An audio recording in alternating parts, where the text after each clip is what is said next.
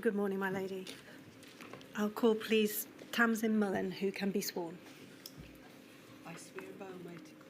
I swear by Almighty God That the evidence I shall give. that the evidence that I shall give shall be the truth. shall be the truth. The whole truth. The whole truth. And nothing but the truth.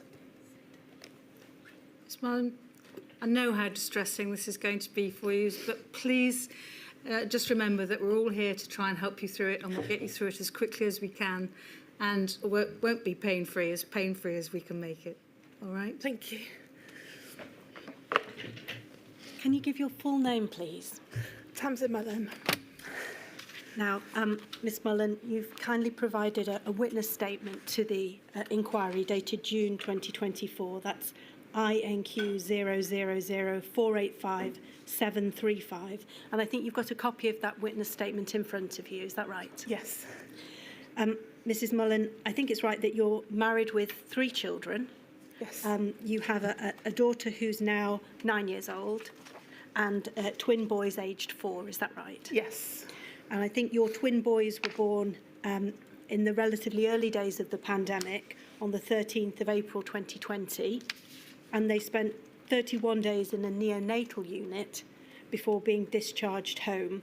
And you're here today to give evidence about your and your husband's experiences of antenatal and maternity care at that time, as well as your experiences as parents visiting babies on that neonatal unit. Mrs. Mullen, I think it's right that you found out at 8 weeks that you were pregnant with twins. Is that correct? Yes. And you were considered to be a high-risk pregnancy due to having experienced a pre-eclampsia when you were pregnant with your first child. Is that right? Yes. And also, I think your daughter had suffered from intrauterine growth restriction. Is that correct? Yes. Because of all those factors, I think the pregnancy was monitored quite closely, and you were having scans initially every 2 weeks. Is that right? Yes. And then I think there came a point where that changed to weekly scans because there were some concerns about the growth of one of the babies. Is that correct? Yes. When you were having those scans, how far away was the hospital from where you lived? It was around 50 miles. It was about a 45-minute journey. So every time you had to go for a weekly scan, it was a 1.5-hour round trip. Is that right? Yeah.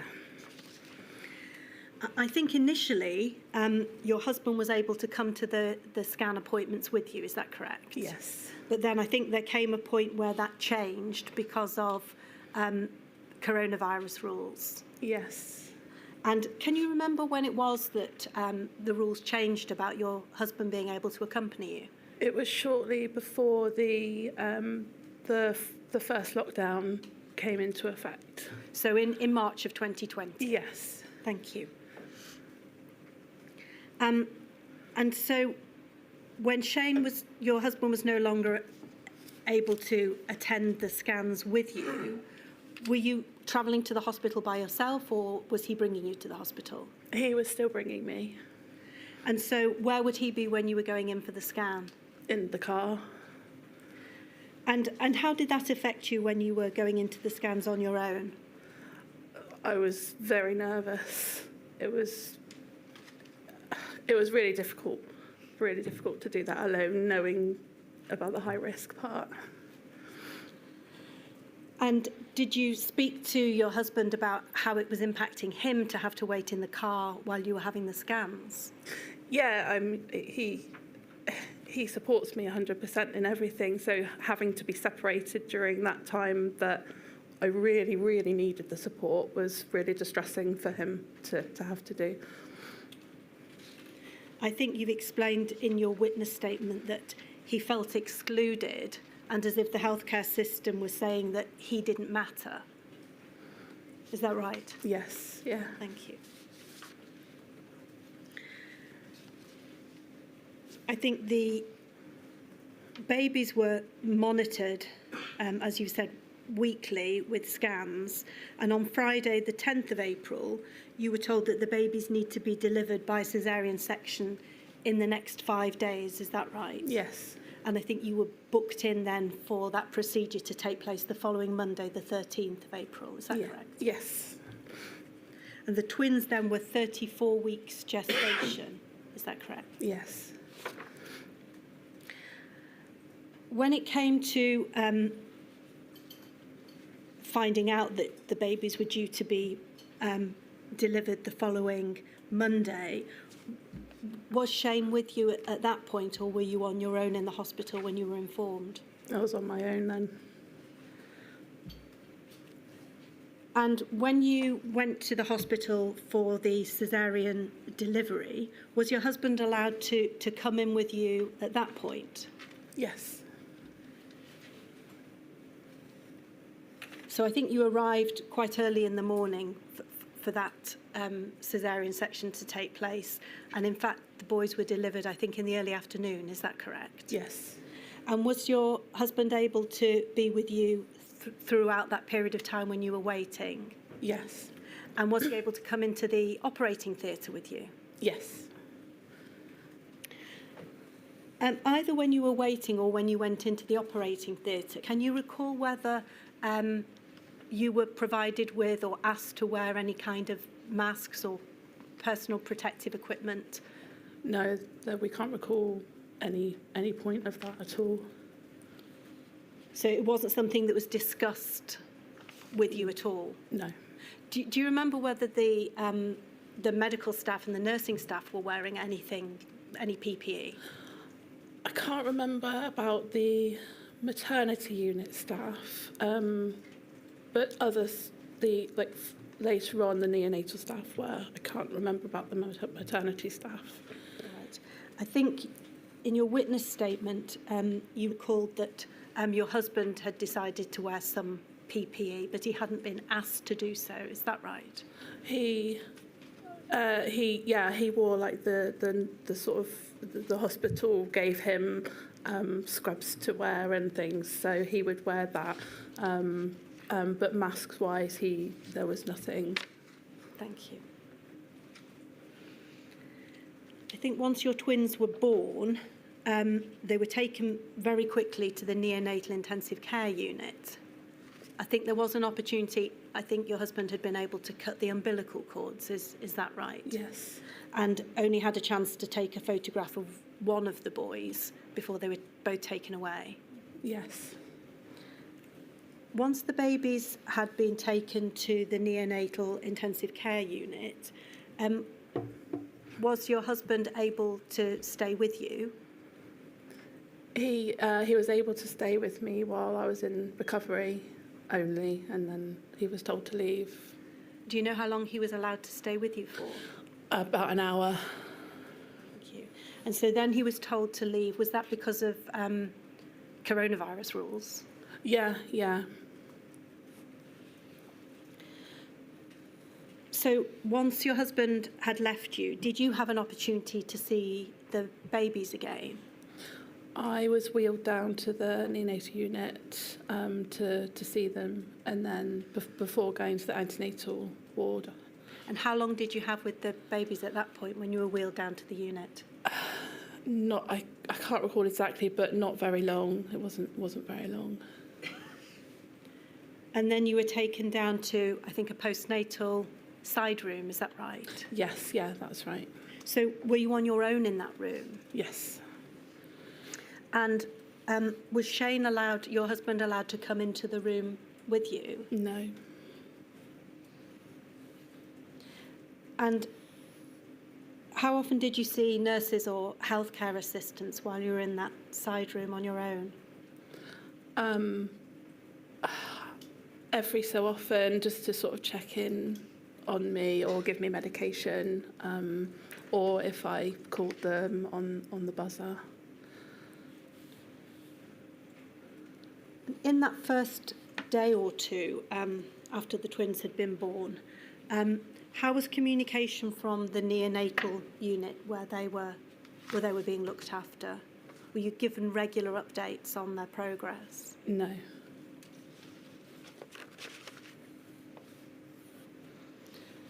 I think in large part because of that, you were keen to be discharged as soon as possible so that you were able to see your boys and your husband and indeed your daughter who was at home. Is that right? Yes. I think in total you spent 27 hours in the side room before you were discharged. Is that correct? Yes.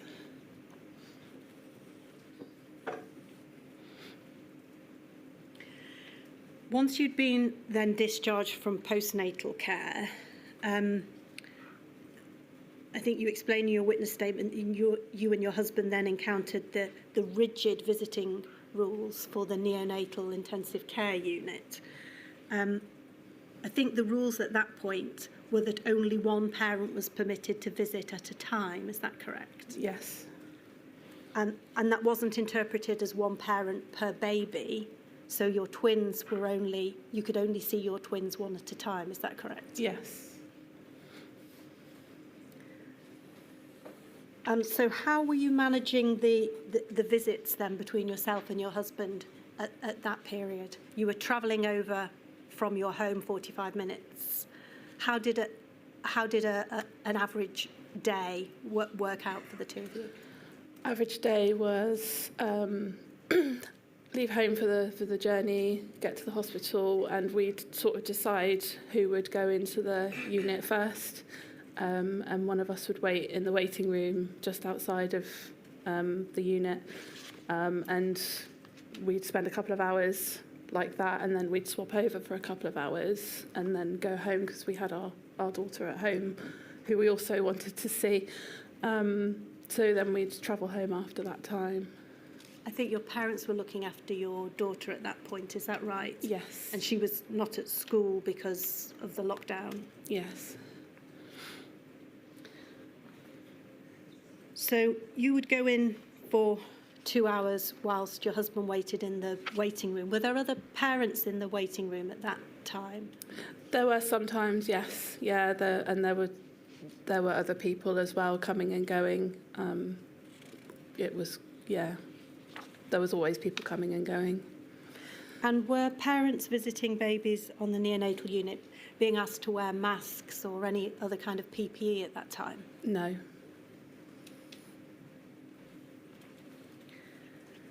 I think on a number of occasions you questioned that visiting policy as to why the two of you couldn't go in together, as you had come from the same household and travelled to the hospital in the same car and were going to travel back together. What was the response whenever you questioned those rules?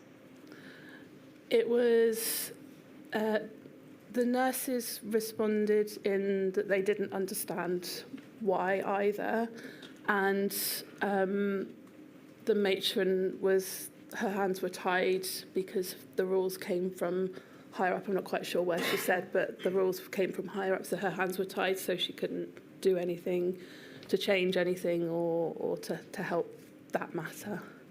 So the matron didn't seem to have any discretion to vary the rules herself or to have a conversation with someone in a position of authority to see if there could be any relaxation of the rules in your case? It didn't seem so.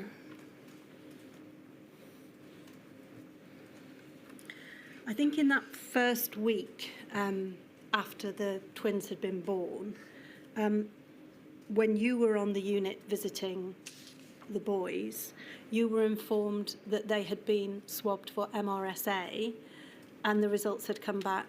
The initial results had come back positive. Is that right? Yes. So how were you informed about that? I was alone on the unit, holding. Sorry. What? Take your time. Have a sip of water, always helps.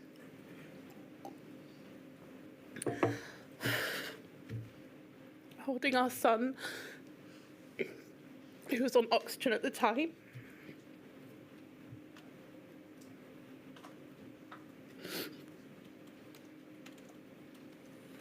So sorry.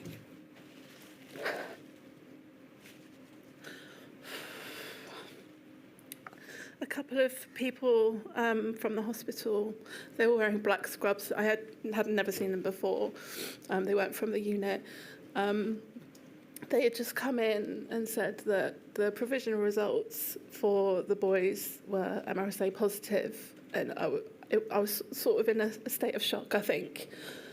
So I didn't really say much, and they had just come in, told me that, and they said, we'll get the final result tomorrow, and they just went, and I was just sort of there on my own, sort of thinking, I didn't know what that meant, and I just was really panicked, and like it just got worse and worse. And it was, for me, MRSA is a superbug. It kills people, and I had no idea what it meant for me, whether I was allowed to leave the room or anything. So yeah, at the time, it was awful because it was just, I had no information really at all apart from they'd been swabbed. I had no idea they'd been swabbed. Shane had no idea either. And we were just, I just felt awful. I think you were able to go and speak to your husband Shane in the waiting room to explain what you'd just been told. And I think he went to speak to a nurse or somebody to try to find out what was happening. Is that right? Yes. I think it wasn't until the following day that you were able to speak to a doctor who could explain that, in fact, there were two types of MRSA, and this was a less serious type of MRSA that colonised on the skin and could be treated with soap. Is that right? Yes.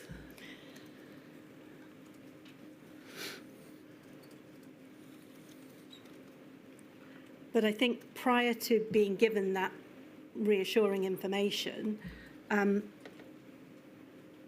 you were very uncertain about whether you might be exposing the babies to further risk from germs or other kinds of infection if you were holding them. Is that correct? Yeah. And I think at one point, your husband did once break the rules to come into the ward with you, to try to allay your fears about that, and so that you could be holding the babies together. Is that correct? Yeah. I think that was when you were asked to go and swab yourselves for the MRSA virus. Is that right? Yes. And when your husband came onto the unit with you on that occasion, did the nurses intervene? Did anyone object to that? No, not at all.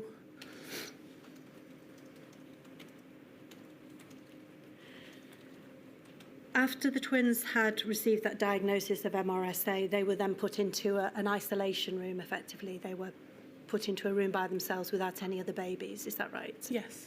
And you were still able to visit them? Yes. At that point, was there any relaxation in the rules in terms of the two of you being able to visit at the same time? No.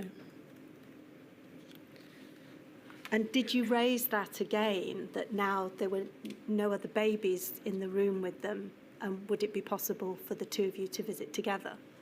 Yes, we did, yeah. And what was the response? It was the same response.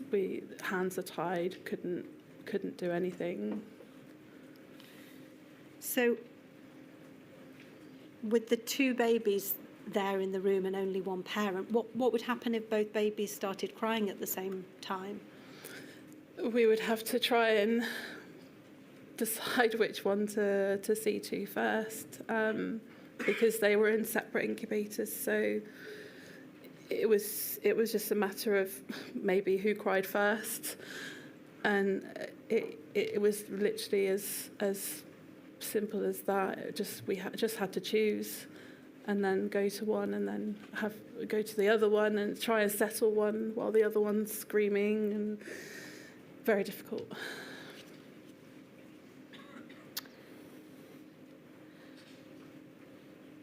You have set out in your witness statement that there was an occasion when you were in the room with your twins when a counsellor came into the room to ask if you wanted any support, and you explained that you couldn't understand why another person was allowed into the isolation room with you when your husband and co-parent was not allowed.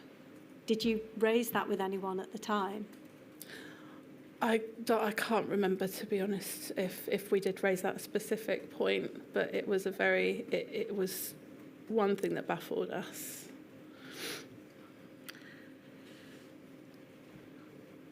At this period when you were coming in, were you coming in daily to visit the twins in hospital? Yes. And your daughter was at home 45 minutes away, being looked after by your parents.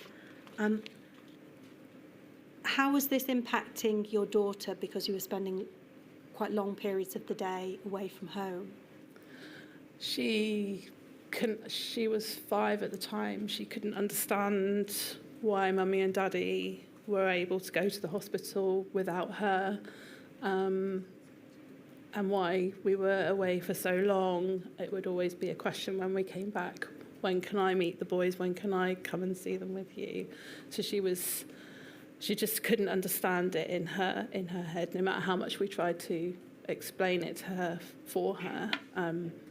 She did start to become distressed, so we sort of had to change the way we did things a little bit. But yeah, she just couldn't understand. And so you had to change your routine in visiting the twins to try to accommodate your daughter's needs as well. Yeah. And how did that work?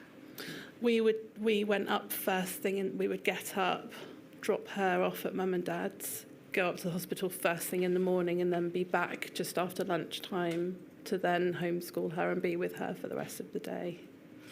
And was your daughter permitted to visit the babies on the unit, or and was that made clear to you from the early days of the boys being on the unit? Yes, yeah.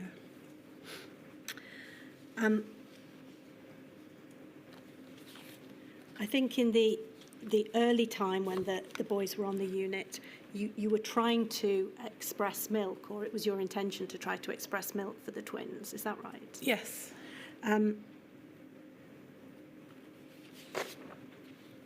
I think you made a request whether it would be possible for you to have a private place or a side room where you could express the milk in the hospital. And that wasn't made available to you. Can you explain what happened there? Excuse me. So I asked whether one of the side rooms that weren't being used on the unit could be used by me. I wasn't going to go down to where Shane was with the boys, just so I could express at the times I needed to. But it was no, you can't be on the unit, you can't use one of the rooms, and the suggestion was made to me to use one of the toilets, which I wasn't going to do because we all know the germs that can be found in toilets, and to take milk that's supposed to be sterile to poorly babies, tiny babies, it just wasn't, in my head, was not going to happen anyway. So I wasn't given the opportunity to do that. And were you given any explanation for why you couldn't use a side room that appeared to be empty and available for use? No, just it was just all down to the rules. Shane was on the unit, so I couldn't be. Thank you.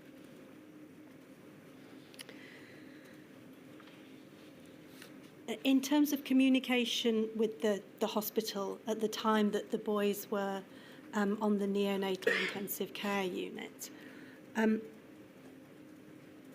were you getting regular communications or updates when you were away from the hospital? Were you getting telephone calls or updates on their progress? No. And when you went in to the unit in the mornings, were you given any explanations for or updates about how the boys had been doing overnight, or were you left to check notes? We were usually left to ask them how have they been, what has particular things been like. We were left to unless something particular happened overnight that they voiced to us, we would ask. I think there were occasions when you noted there had been some changes made to, for example, the feeding routines when the twins were being bottle fed to try to get them ready for being discharged from the unit. And you'd noticed that overnight they had been fed by nasogastric tube. Is that right? Yes. And is that something that you discussed and tried to find out why that had taken place? We asked the nurses on the unit, but they didn't know either, because we were trying the bottle feeding and they all knew we were trying that. They also couldn't understand.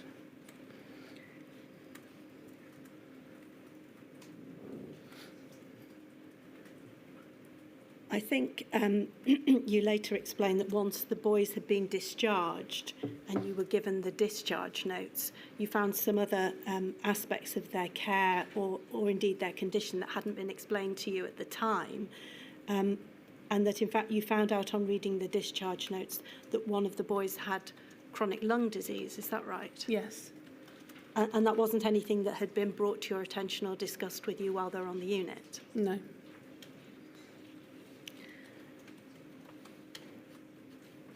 How would you describe communications between yourselves as parents and the hospital throughout that period when the boys were on the unit? During the day when we were actually on the unit, it was where the nurses in the room with us were very good at communicating and explaining things. It was when we were not on the unit or overnight that the communication wasn't there, and there was a few times where we would phone the unit and say, "How's this gone?" or "How's this been?" But other than that, there wasn't any. And reflecting on your experiences during the 31 days that the twins are in the neonatal unit, how did these rules and restrictions around visiting in particular, how did that make you feel as parents? We didn't feel like we were being treated like parents. It was more like a visit. We were visitors. We were visiting. It didn't. Although we were their parents, it didn't feel like we were their parents because we weren't being treated like that, and that was down to the rules because the restrictions were on visiting rather than on parents. And did you feel that the rules made any allowance or took into account the fact that these were twins, this was a multiple birth? No. Or indeed the fact that you had another child at home? No.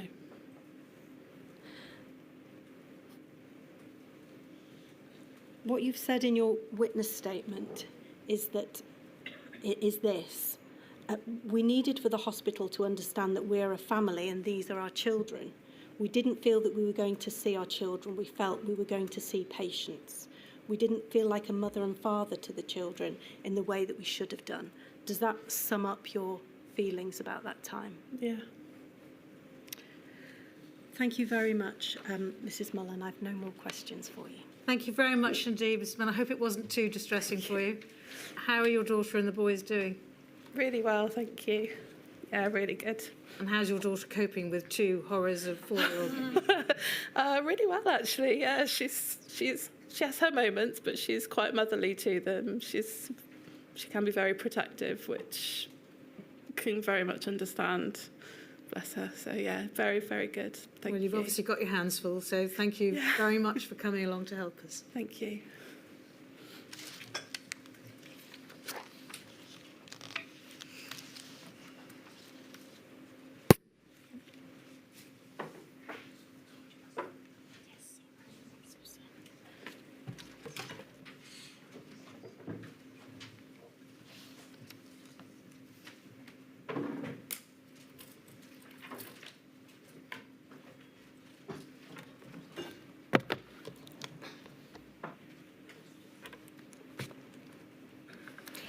My lady, may I call Jenny Ward?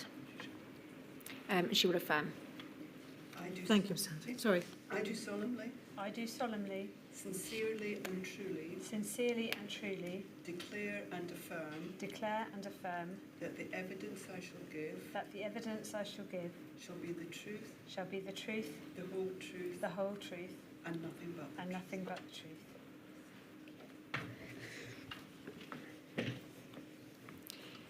Good morning, Ms Ward. You should have your statement in front of you, and that is INQ 3040856.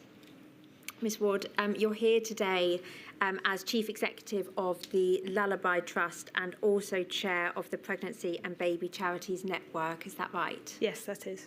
And your evidence today is on behalf of the 13 pregnancy, baby and parent organisations. Is that correct? Yes, that's correct. And if you don't mind, I will refer to them as the PBPOs from here on in. You've set out the members of the PBPOs in full in your statement, but can you give us an example of some of the organisations within that group? Yes, absolutely. So of the 13, just to reiterate, although we tend to talk about maternity and neonatal, we cover a wide range of that whole period, and it can be divided into early pregnancy, antenatal, postnatal and neonatal. So we have a number of organisations such as the Ectopic Pregnancy Trust that cover, and the Miscarriage Association that cover early pregnancy, and then those of us like the Lullaby Trust, like Tommy's, who cover the period of birth and postnatal, and then neonatal is covered again by Tommy's and by Bliss. So there's a wide range of organisations. Thank you. And it's right that there's representation across the UK? Yes, that's correct. We're going to go essentially through the impact of the pandemic on maternity services for pregnant women throughout kind of the maternity journey, starting with antenatal services. The guidance at the start of the pandemic was for antenatal services to be maintained with a minimum of 6 face-to-face antenatal consultations, with video and remote consultations as an alternative. Now, in your experience, was that guidance followed throughout the pandemic? I think there was a mixed experience there. And when we look at some of those organisations that deal with early pregnancy, and there's reference to that there were families who, where they had concerns with their pregnancy, they weren't able to access the face-to-face or even an online appointment that they needed to. So I think it was very much a mixed picture. And can you just set out for us some examples of the potential impact and risks of those appointments or services being missed in the early stages? Yeah, absolutely. There are some conditions in pregnancy that can only be picked up by being seen face-to-face and having specific tests for that. So not being able to access that, or families being concerned about going somewhere face-to-face would have had an impact potentially on their health of not being able to do that.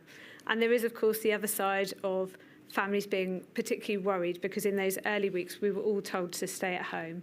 So having a concern, and as organisations and as healthcare professionals, we all encourage people to go and seek support if they're worried. In that period, I think it was harder to get that support, and it was also more likely that people would shy away from going out proactively. And I think you've given quite a few examples in your statement of experiences that parents and also healthcare professionals had with an increased use of online and remote access to maternity services. And you've set out some there, but were there some, could you perhaps provide us with some of the positives and negatives of an increased use of those online options? Yes, absolutely. They weren't all negative. So there are some good examples of practice of appointments being far more accessible by being online, and that's good. Some of the parts that might be, and also, for example, if you had pregnancy sickness, the thought that you had to go face-to-face somewhere was practically very difficult to do. So it was good that there was an online option.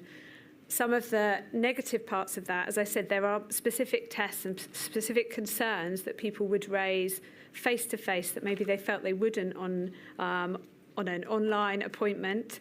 And also there were some people who just simply didn't have the ability there to use an online system and to contact their health professional. So where we talk about the inequalities that are there, digital poverty definitely meant that those who were less able to access that were more negatively impacted. And I think you've given some examples in your statement of pregnant women delaying access to care and telephone. They're examples of telephone triage. So if we could go to INQ 30408656, page 11. And if we look at questions 1 and questions 2, is it right that this is feedback from various organisations within 13 PBPOs that you've included within your statement, and we're going to go to a few of those throughout the morning? Yes, absolutely. So of the 13 organisations, we all work closely with the people that we support. So they come and talk to us, and we've gone and asked them what could be improved. So these are those people who work closely with us directly coming with those comments. So the first comment there is that it was really only because I was worried about COVID in the hospitals that I didn't go to A&E. And then the second, a day passed and I started feeling dizzy. The pain had got worse, reluctant to go to A&E in the current pandemic. I knew something was not right.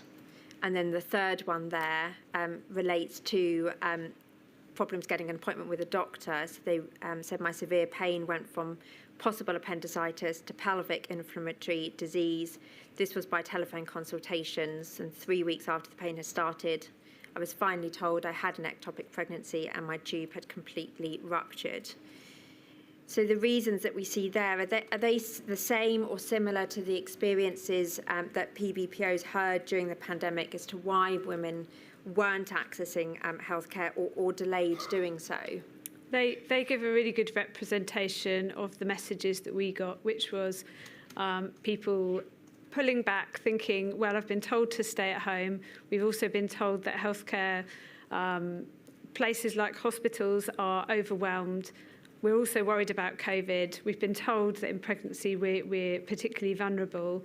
And as I said, some of these conditions, the initial symptoms are not necessarily things that make you feel you absolutely need to go to A&E directly. So yes, people held back and yeah, there were difficult situations as a result of that. And on the topic of telephone triage, in your statement, you've referred to guidance from the Royal College of Obstetrics and Gynecology regarding telephone triage services when a woman makes a complaint or raises a concern. And essentially, there was rationalisation of services to look at when scans and visits are needed, either without delay or whether there could be a safe delay. Obviously, we see some of that in the third quotation here around a telephone consultation. Were PBPOs aware of cases where pregnant women who had concerns about their unborn baby and were feeling unwell, they were given stay-at-home advice where they may have, in non-pandemic times, been asked to attend a face-to-face appointment or assessment? Yes, I think there's a mixed picture there, and actually there is some good examples where having that telephone triage was helpful to families to give them some reassurance. It was helpful to health professionals who, as we heard it in this particular area, were already overstretched. So they could really look and decide who it was that where they had to make a choice. So yes, there are some benefits to that, but yes, we did hear that there were also negatives. And did you hear about those continuing throughout the pandemic? In terms of having triage and... Yes, those concerns that you've just mentioned, did they continue, or did you find that they kind of went in waves? My understanding is that they continued throughout. Thank you. In your statement, you've referred to a finding by Tommy's Midwives, who saw a 40% increase in email inquiries. between March and August 2020 for help and support, they say from a trusted source, which they believe was a consequence of women being discouraged from visiting hospital or antenatal services unless absolutely necessary. And you've said in your statement that Tommy's considers that women were being encouraged to miscarry at home. Was help and support available other than from the charitable organisations? I think, again, that was a mixed picture. So usually if a woman is worried about miscarriage, they could contact a health professional and they could then get checked, and they would, if that was confirmed that's the case, they would be given options on what to do. In this circumstance, in this period, certainly of the early pandemic, it appears that women were encouraged to take what we would call a managed wait, which is basically stay at home and let nature take its course. That has a huge impact on families. I want to stay on the topic of miscarriage and building on what you've just said. If we could go to another example from your statement, so INQ 30408-656, and it's number 8. Question 8 in the blue box. This is another experience that a woman had during the pandemic, where she said, I had a really drawn-out experience in which I had to go to multiple GP surgeries and hospitals to confirm my miscarriage as appointments were so scarce. I was dismissed by the doctor in A&E as being dramatic regarding spotting in my 8th week of pregnancy, and from there it took almost 3 weeks to diagnose a miscarriage, a further week for my treatment to be booked. As it was, I miscarried naturally on the day of my appointment at home, where I was scared and in pain. I rang the hospital and they simply told me to take paracetamol. I still have flashbacks and nightmares regarding this, even following the birth of my healthy child. Is that an example of what you've just given of a managed miscarriage? Yes, it is. And the Miscarriage Association carried out a survey during the first wave, during the first and second wave of the pandemic, of women that were affected by pregnancy loss, and found that most were able to access hospital care, but 10% were unable to be seen in person. And again, is that the impact of the use of more remote and virtual consultations that we've discussed? Yes, it is. And I would also say it feels, from that quote and from the examples from the Miscarriage Association, as if miscarriage was downplayed, like it's something that happens. So, that's just kind of that's what happens. Keep on with it, and it wasn't prioritised. And also in your statement, if we could go to page 18, please, and questions 11 and 12, or Q 11 and 12, at the top of the page. Thank you.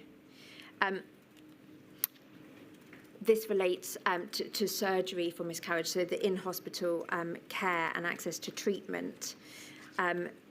So the first, number 11, is I was left in pain for hours with no pain relief, unable to have surgery due to Covid-19, and my miscarriage was manually removed. It had a big impact on how I've been feeling over the last 3 years. And then in the second one, it was she said that I ended up waiting 3 days in hospital for surgery, 4 weeks after finding out I had a miscarriage, and I was told surgery was not an option originally due to COVID, and ended up with an infection. Were PBPOs aware of the impact of COVID on access to in-hospital treatment for miscarriage? For example, surgery that we've seen here, keyhole surgery during the pandemic. Yes, and we fight hard to make sure that families, and have over the years, get a choice in the treatment, particularly when it relates to a miscarriage or the loss of a pregnancy or a baby. So it was particularly distressing for us to hear that was taken away from families. And as these say, it has an impact on them for a very long time. Moving on then to birth and to labour. So can you briefly summarise the birthing options available to a woman outside of the pandemic? Yes, usually you would have the choice to either give birth in a hospital setting, consultant-led, in a midwifery-led centre, or in a birthing centre, which is kind of separate from a hospital, or at home, which would have maternity staff there. We would have midwives, and they usually specialise in home births. So those are the options. And you've described in your statement how the choice of birth setting is, in normal situations, a key part of maternity policy to enable women autonomy and control over a safe birthing event. Is that right? Yes, that's correct. And we'll come on to specific examples, but overall, did that happen during the pandemic? No, those choices were decreased immediately the pandemic started. And in your statement, you've set out some findings from a survey that the Royal College of Midwives undertook. A survey that they undertook in regard to closures. And we're going to come on to address that in more detail with the Royal College. But you have set out in your statement some of the impacts of those closures that we can see from pregnant women that have provided those quotations. So if we could go to INQ 30408-656, page 25, please, at the top. And one respondent said that in my birth plan, I'd requested a water birth and an active birth. It was not possible. And again, no midwife explained why I couldn't do this or even appeared to acknowledge my birth plan. And then at page 33,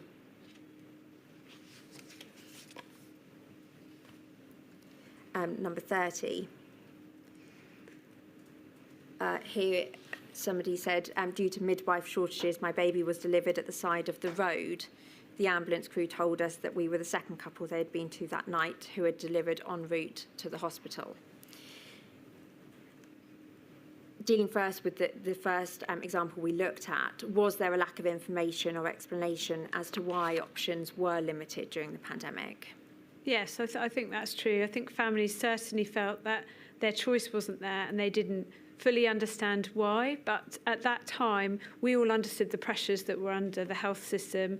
And I think a lot of families just kind of accepted, OK, that would have been my choice, but unfortunately it's not there. And, you know, we've been told we're all in this together and I kind of need to accept that.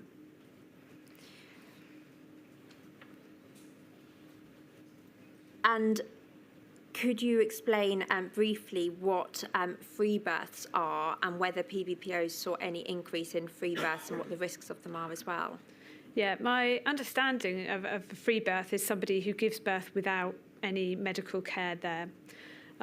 We did hear of them being more likely to happen during this period for several reasons. Firstly, that, as I said, the teams that would normally support families to have a home birth in their own setting had been redeployed elsewhere, and that wasn't something that was offered.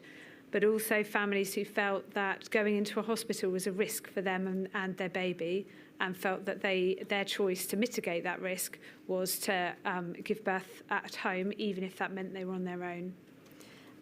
And dealing with that second quotation around staff shortages, is that something that PBPOs heard impacted on the care and the services that were available to pregnant women during the pandemic when it came to birthing options? Yes, absolutely. We've touched briefly on pain relief and pain management with the water birth there. You have set out at paragraph 81 of your statement findings from a survey of 1,200 people who had given birth from August 2021 to July 2022. And that showed that 39% had to wait over 30 minutes for pain relief during labour. And 35% had reported delays and staff noticing or acting on signs they had or might have had a serious health problem. There was guidance from the Royal College of Midwives on access to water births, but was it PBPO's experience that there were delays or suspensions of pain relief, for example, water births or epidurals during the pandemic? I think this survey seemed to suggest that, yes, that was. So those figures are higher than the ones that were found pre-pandemic. And that is exactly the result that we would expect to have heard from what we heard about staff shortages and what was going on in units. And as we said, if the other options for places to give birth had been closed and weren't available, you would expect that those consultant-led units were even busier at a time when they had even greater staff shortages than they did prior to the pandemic. Moving on to maternal mortality and inequalities. At paragraph 45 to 49 of your statement, you've summarised the findings from 2 reports by Embrace, that's MBRAACE, and they found that improvements in care may have made a difference for 7 in 10 women who died with COVID-19 whilst pregnant or in the immediate post-pregnancy period. And they later updated that to 7.6 in 10 women. What were PBPO's views on the findings? I think, well, they're devastating, aren't they? That there could have been a different outcome. I think we know that there are lots of inquiries going on into maternity safety in terms of inequalities, that they have been there for a long time. And in this period, we knew that the groups that were at risk prior to the pandemic were even more at risk now. And this is the upshot, unfortunately, that those groups were even more impacted. So yeah, devastated. Lots of things that we would like to change and that we're all working hard and engaging with to try and change those figures. Those are not figures any of us want to see. And I think in your statement, you've set out some steps that could and should have been taken during the pandemic to address pregnant women's fears and concerns about accessing medical support and the practical barriers to doing so. Could you summarise some of those practical steps that could have been taken and should have been taken? Yeah, I think there was a very strong stay-at-home messaging and very strong messaging around pregnancy being a vulnerable group. And I think that actually going out to those people and saying, but your care, that doesn't count for your care, should have been a really strong message. And one of the themes that we've come out with is the engagement of us as 13 organisations. And as a wider network, there are 31 charities who are in the Pregnancy and Baby Charity Network, so not within this group. We all work directly with families. We're all used to getting messages out there. We're trusted organisations to them, and we could have worked on that much more clear and made sure that families weren't staying at home when they really needed to get out. You've also summarised the findings from another report from Embrace, which found that there remains an almost 4-fold difference in maternity mortality rates amongst women from Black ethnic backgrounds, and 2-fold difference amongst women from Asian ethnic backgrounds compared to white women, and that women from the most deprived areas have twice as high mortality rates as those in least deprived areas. Again, what were PBO's views on those findings and the experiences that they heard? Did they mirror those findings? Yes, I would say, as I mentioned, we all know that they're at high-risk groups. They're groups that we all target, and there are specific groups who are led by people within those communities. So if you've heard of an organisation called 5 Times More, they exist because of that inequality. So I think, yes, we are shocked, but sadly not surprised that those inequalities remain. I would certainly hope that they should have been a high-risk group from the very beginning that everybody tried to focus on. Unfortunately, as it transpired, they were also a high-risk group for COVID. So you had the two challenges really coming together here. And I think we would have hoped the communications around that would have recognised that in a bit more detail than possibly they did. There was guidance from the Royal College of Midwives and NHS England also announced additional support for pregnant ethnic minority women. Does PBPOs have any views as to whether that additional support and advice was in fact effective? I think looking at the guidance, and I know you have heard from other professionals as well, that there was a lot of guidance that came out. It was continually updated. Trying to stay on top of that and to translate it into practice on the ground when they are completely overstretched is really difficult for professionals to do. So from our perspective, it may have been recognised there, but the communications to people on the ground weren't as effective as they could have been. Moving on to the topic of visiting restrictions, first of all, in antenatal settings.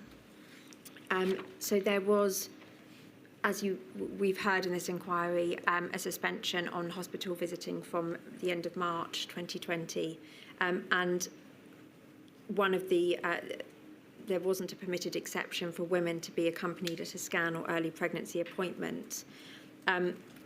We've got some examples in your statement of the impact that had. So if we could have one of those up, please, INQ 304088656, and it's number 62. Thank you. This responder said, I had a routine scan which my husband couldn't attend, but the reason it affects me now still is because I later lost my baby. She was born at 20 weeks, but I had a missed second trimester miscarriage as she passed at 16 weeks. My husband never got to see her alive as he wasn't at that first scan. Now, of course, all of those that were impacted during the pandemic will have been impacted in different ways, but you've said that in PBPO's experience, the restrictions had a particularly negative impact on those receiving bad news. Is that right? Yes, that is.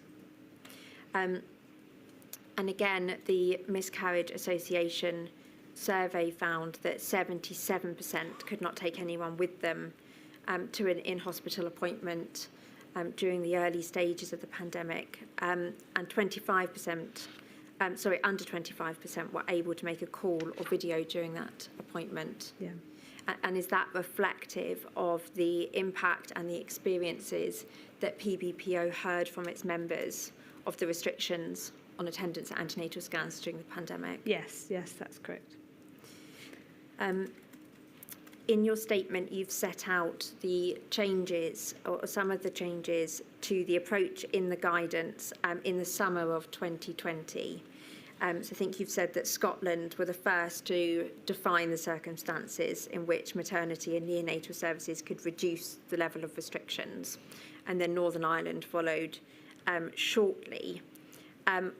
Just dealing with those two first, what was the response of the PBPOs to those changes in the guidance, and did that lead to some more consistency in the implementation of the guidance in the units?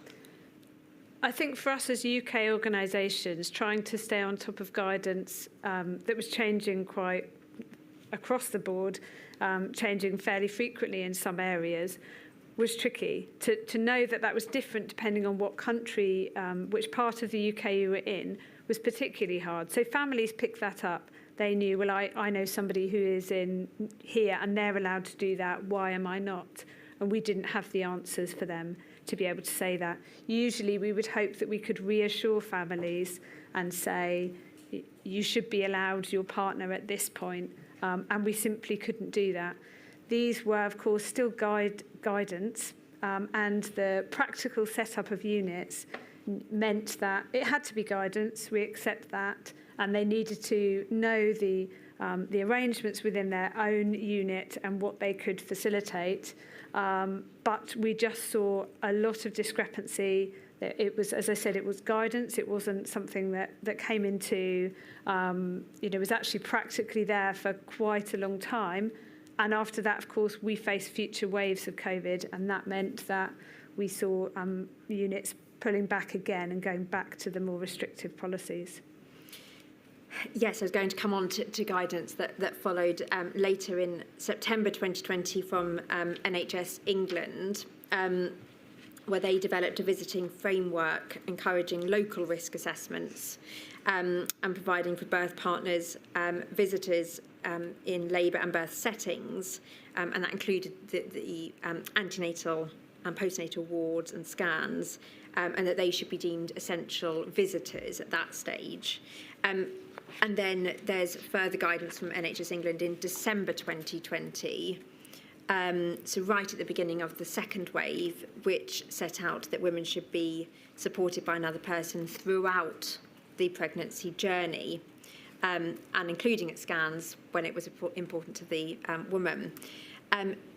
So did PBPOs have any views on the timing of that guidance, and again, whether in fact it did lead to any changes on the ground? That's a long time to come out from the first lockdown that we saw in March to December. And even then it was guidance, and it still refers to birth partners as visitors and those coming into the scan partners as visitors, and we strongly believe that's not the case. So yes, it was too long in coming out, too long in being implemented locally, and for staff on the ground to be supported to understand how they could allow people to come in. But essentially, yes, it's still referred to birthing partners as and neonatal parents as visitors, and that's not a line that we think has been helpful to families. It's been hugely damaging. And then finally, just dealing with Wales, which again you addressed in your statement, it's right that they didn't update their guidance to reflect birthing partners and supporters at appointments as essential visitors until May 2022. Is that right? Yes, that's correct. Moving on to birthing partners during labour. So this was one of the exception to the restrictions on visitors to hospital from the early part of the pandemic in the guidance. In Wales, there was a difference in that the woman in labour should be permitted a birthing partner from their household. Did PBPOs receive any feedback on the difference in that Welsh guidance that you're aware of? I'm not aware of specific differences in Wales that we were fed back. And to your knowledge, was that guidance with that exception implemented across the UK? No, we continue to hear stories going into 2021 where there were differences between different hospitals and units on birthing partners and when and if they were allowed in. And again, reflective of the changes that we've just discussed in relation to antenatal services, there was also changes to the visiting guidance for labour and birth throughout summer of 2020, wasn't there? Yeah. In respect of visiting guidance, did the PBPOs hear concerns about women only being allowed a birthing partner during active labour and any inconsistencies in the interpretation of active labour? Yes, absolutely. Having a birthing partner there and what you define as active labour is something that is open to debate. And we understand as well that, as I said, units were very stretched. So if you were in a labour ward, for most women who are in labour are in a private room by themselves. So if they are not allowed their birthing partner in until they are deemed to be at a certain point of labour, they're on their own in that room, and that's frightening. So actually to sit there and to think, well, I have to be at a certain stage in order to get support is particularly tricky. And I also want to make the point that impacts on the staff who are on that unit as well. They don't have somebody else to support women, to advocate for them, to say she doesn't look right or she seems to be in extreme pain, all the things that birthing partners have discussed and are ready to do. So it actually had an even greater impact on staff of not being able to have them there until they were deemed to be in active labour. Were you aware of reports indicating that some women felt obliged to undergo vaginal examinations to prove that they were in active labour so that partners could enter the room? We've seen those reports, yes. And although I couldn't tell you how often that happened, I think from understanding how women felt during that period, if they felt, as I said, alone and scared and in a room where they're largely by themselves and they don't want to bother the staff that are really busy, I think it's completely understandable if they felt that examination might be the access for them to get more help, that they, even without a medical reason being needed for that, I think we can understand why some people may have consented to that. So I'm not following this line of argument. Wouldn't you, if you were in labour, be subject to vaginal examinations anyway to check how far along you were? Yes, I think in this respect, it wasn't for a medical reason they were checking. It was purely so that they could decide whether the partner was allowed in or not.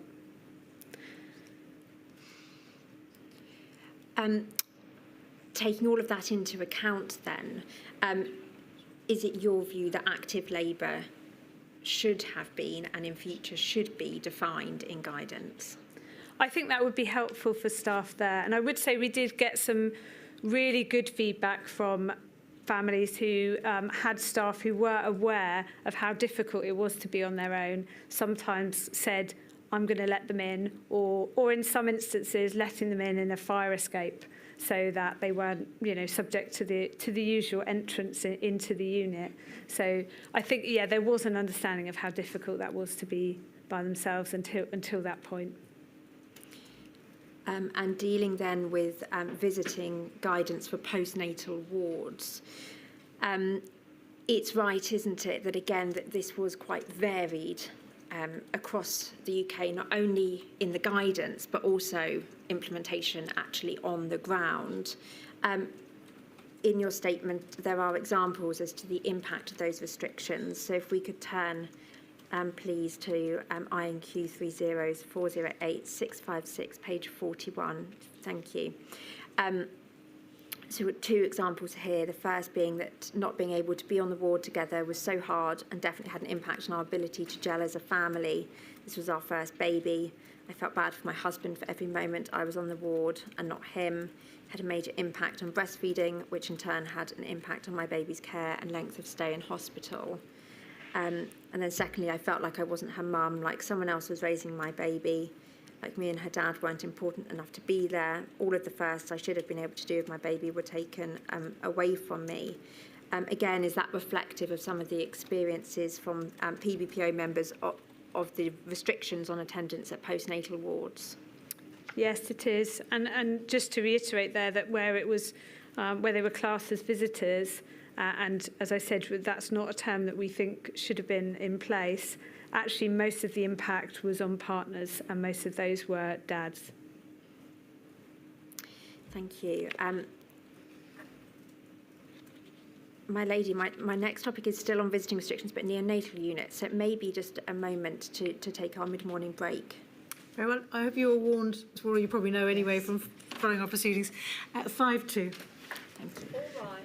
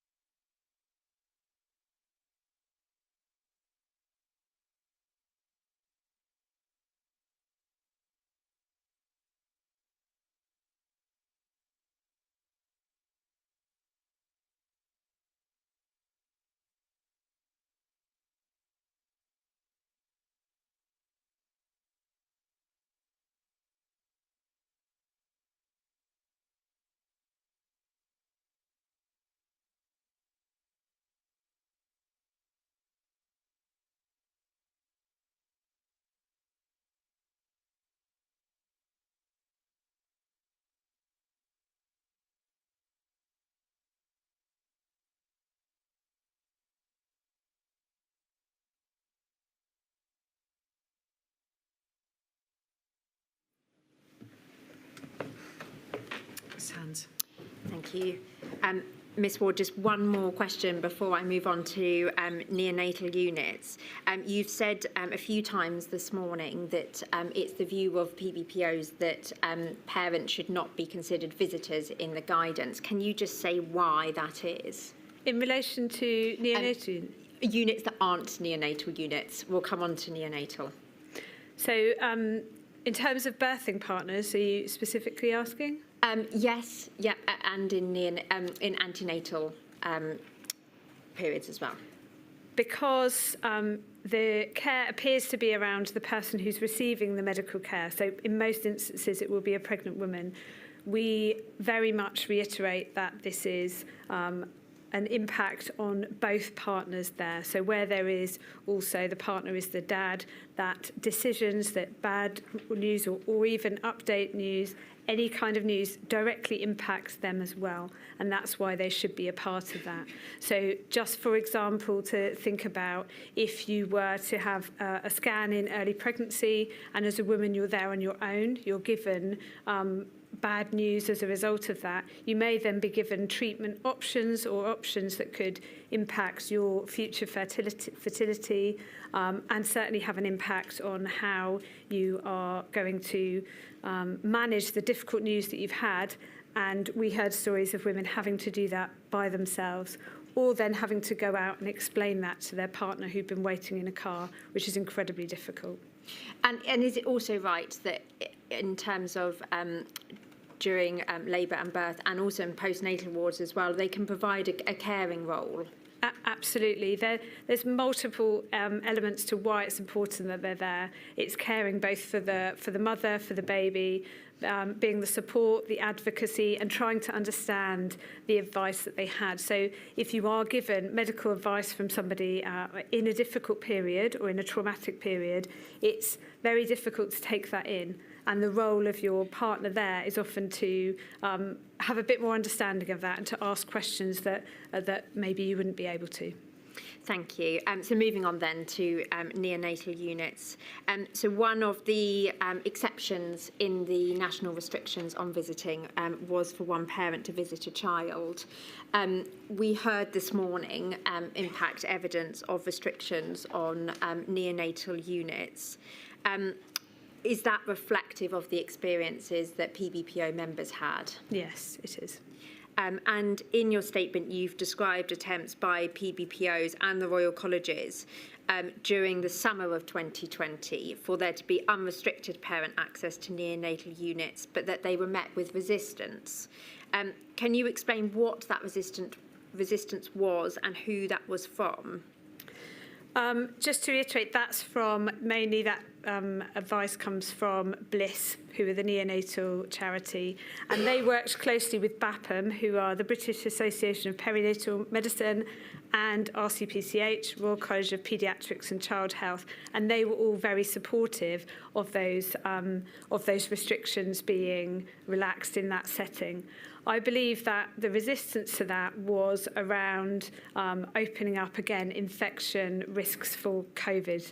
I don't think it took into account the impact that those organisations were very strongly putting across that was having, both on the parents and also on the babies themselves, who for a lot of the time were in a unit not being cared for in the way that they would usually be. So just to state, in case people aren't aware, that usually parents have 24/7 unrestricted access to a baby in a neonatal unit.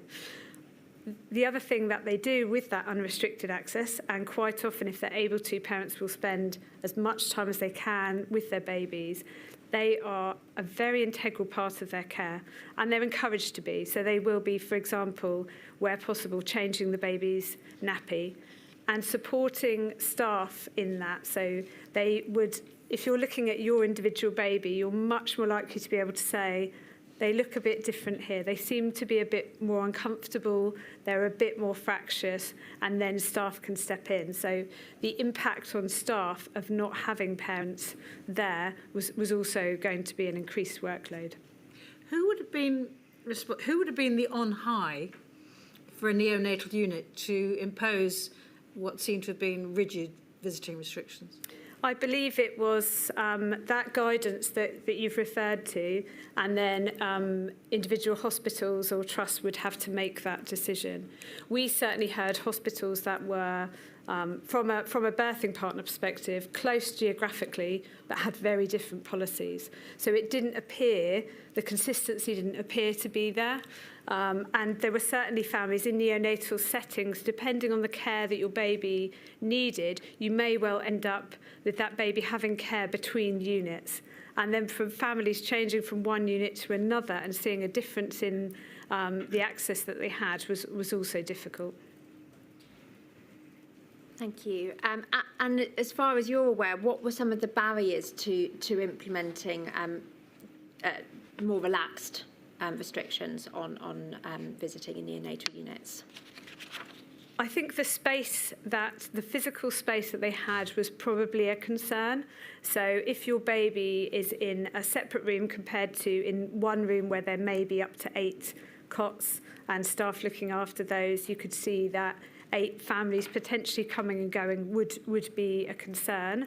I think it's one that could be mitigated, and it could be considered how you reduce that, and lots of different things that we could take into account here as time went on, whether that's PPE, whether that's testing.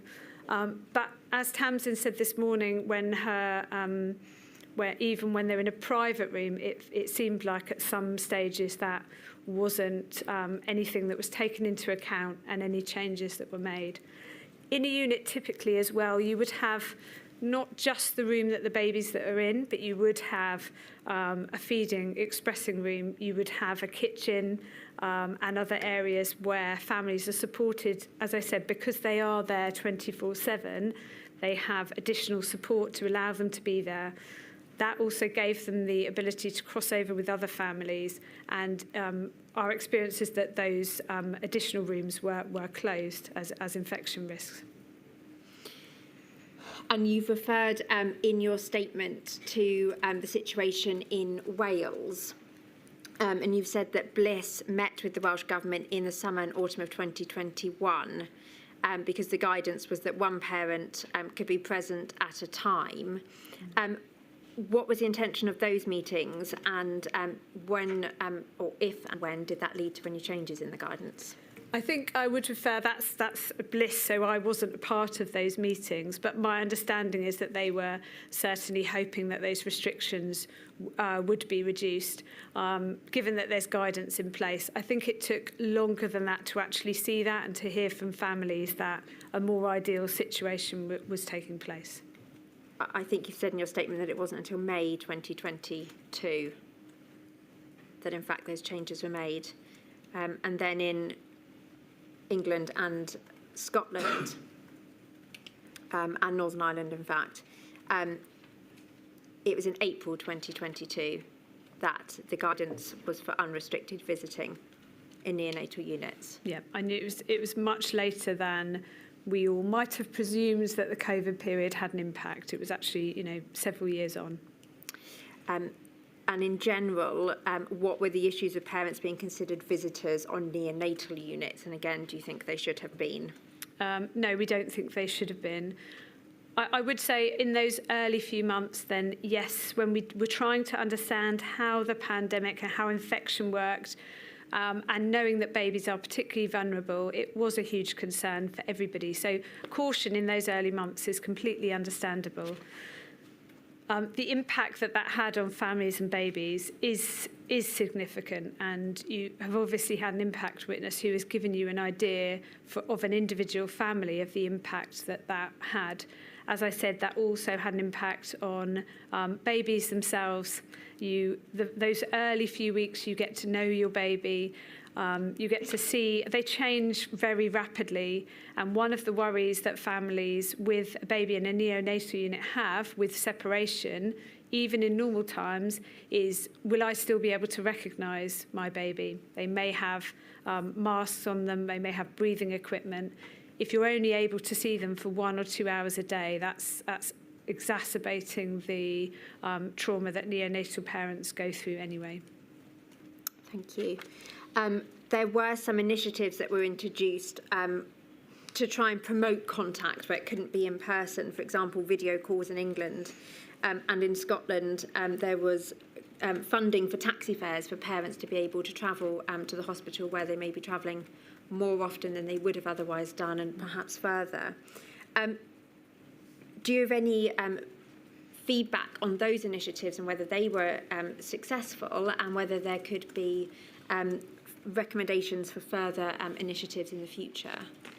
My understanding is that we certainly did support those, and it recognised the difficult situation that families were in.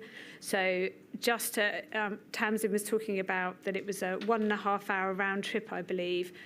That's not uncommon for families to have to go through. And obviously in this period where you've got other children, it's very difficult.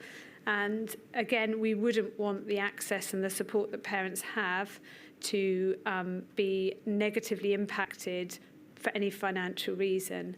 I think we would certainly need to look at studies and actually have an evidence base for how we best support families to have the maximum access to their baby that they can. And if that involves more funding, then absolutely we'd support that.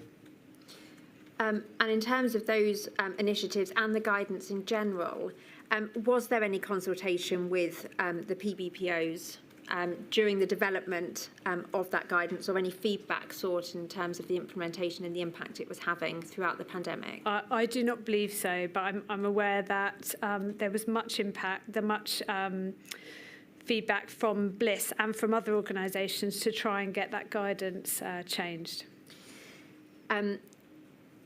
In relation to access to PPE and COVID-19 testing to facilitate visiting, it's not until the end of 2020 that in some of the UK, the national guidance included use of LFTs to facilitate visiting.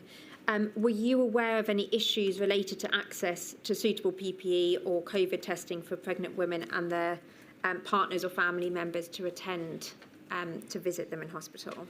We haven't done a study to look into the actual impact of that. However, there have certainly been concerns about whether the difficulties in accessing both of those things meant that the visitor restrictions were not relaxed as quickly as they might have been if that was more readily available. And does the PBPO have any views as to whether increased use of PPE and COVID-19 testing in future should be available in order to facilitate visiting? Yes, it absolutely should. The one impact that I would think about is how you use PPE. So if you are, and I know you've already had another impact witness whose baby was sadly at end of life care, and she reiterated that they still had to use PPE even knowing that. So I think actually understanding where that fits in and where those having more specific guidance to allow that, because that shouldn't have been the case. It's a tragic situation there. Were PBPO made aware of communication issues with the use of PPE? Yes, absolutely, and specifically in groups that we would class as vulnerable. So people who were maybe had difficulties with particular access, whether that's speaking another language or having issues with hearing, they found that particularly difficult.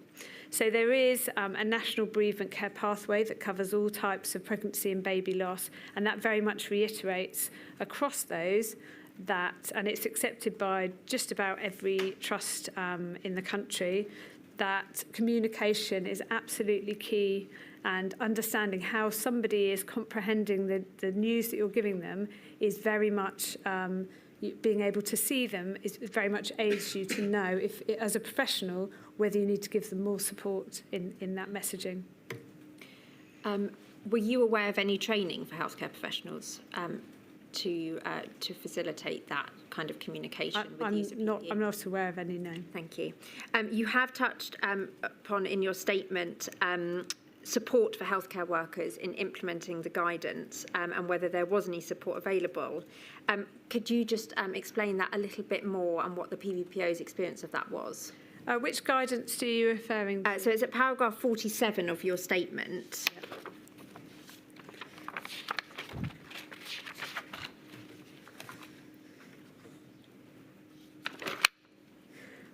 I think in general, this is around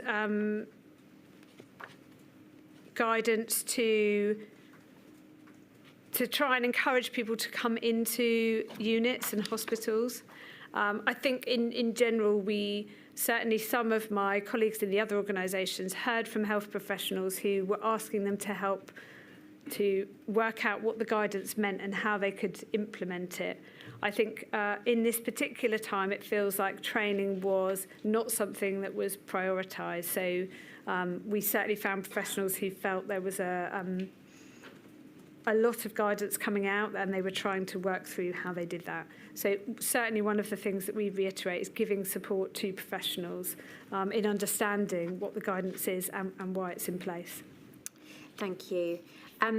Moving on to a different topic, and that's the categorisation of pregnant women as clinically vulnerable. Now, you've not addressed this in your statement, but I wanted to ask you whether PBPOs were aware of any issues or concerns about that decision to include pregnant women in the CV category, and also whether there was sufficient information available, particularly early on, and advice about what that meant in practice. Most of us support families directly, so getting that message that you're clinically vulnerable is very difficult for people to get. And at the stage that was announced in March 2020, none of us really understood enough about COVID. So trying to support people who, in general, were extremely worried by that. And as I said, we were all told to stay at home, and adding in that you were also vulnerable to COVID meant there were people who had appointments.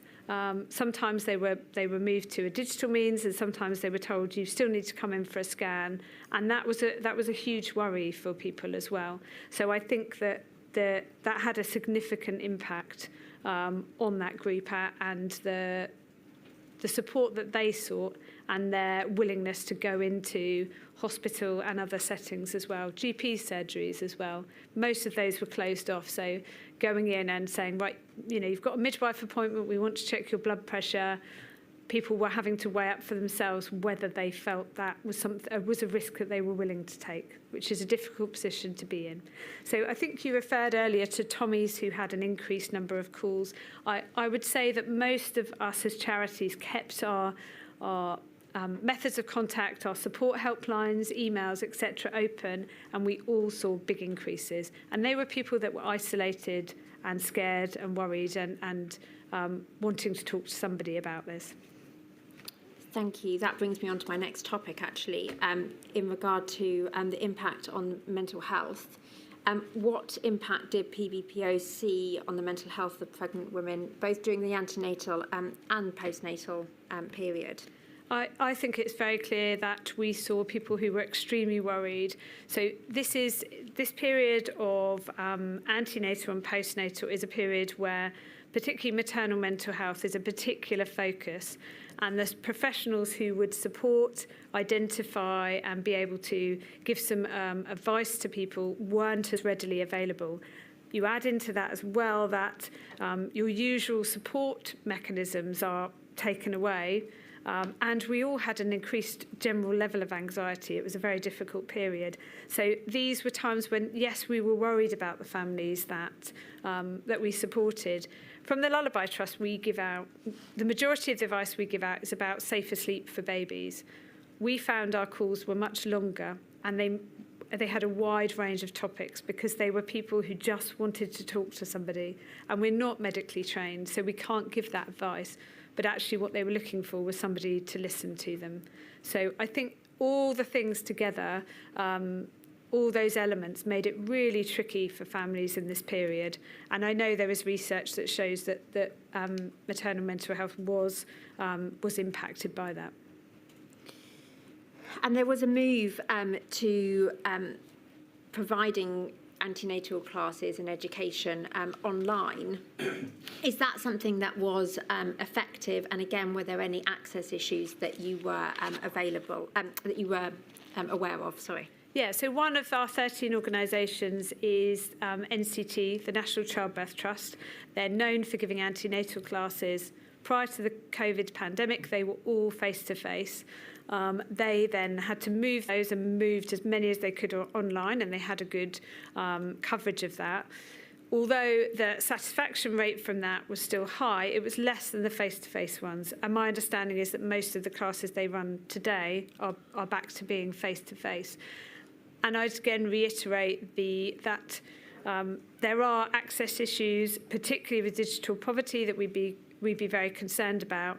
But actually the support networks were gone. So having a call where you have maybe 8 people joining there, you can't have a chat with them in the same way as you would while you're having, while you're getting a cup of tea.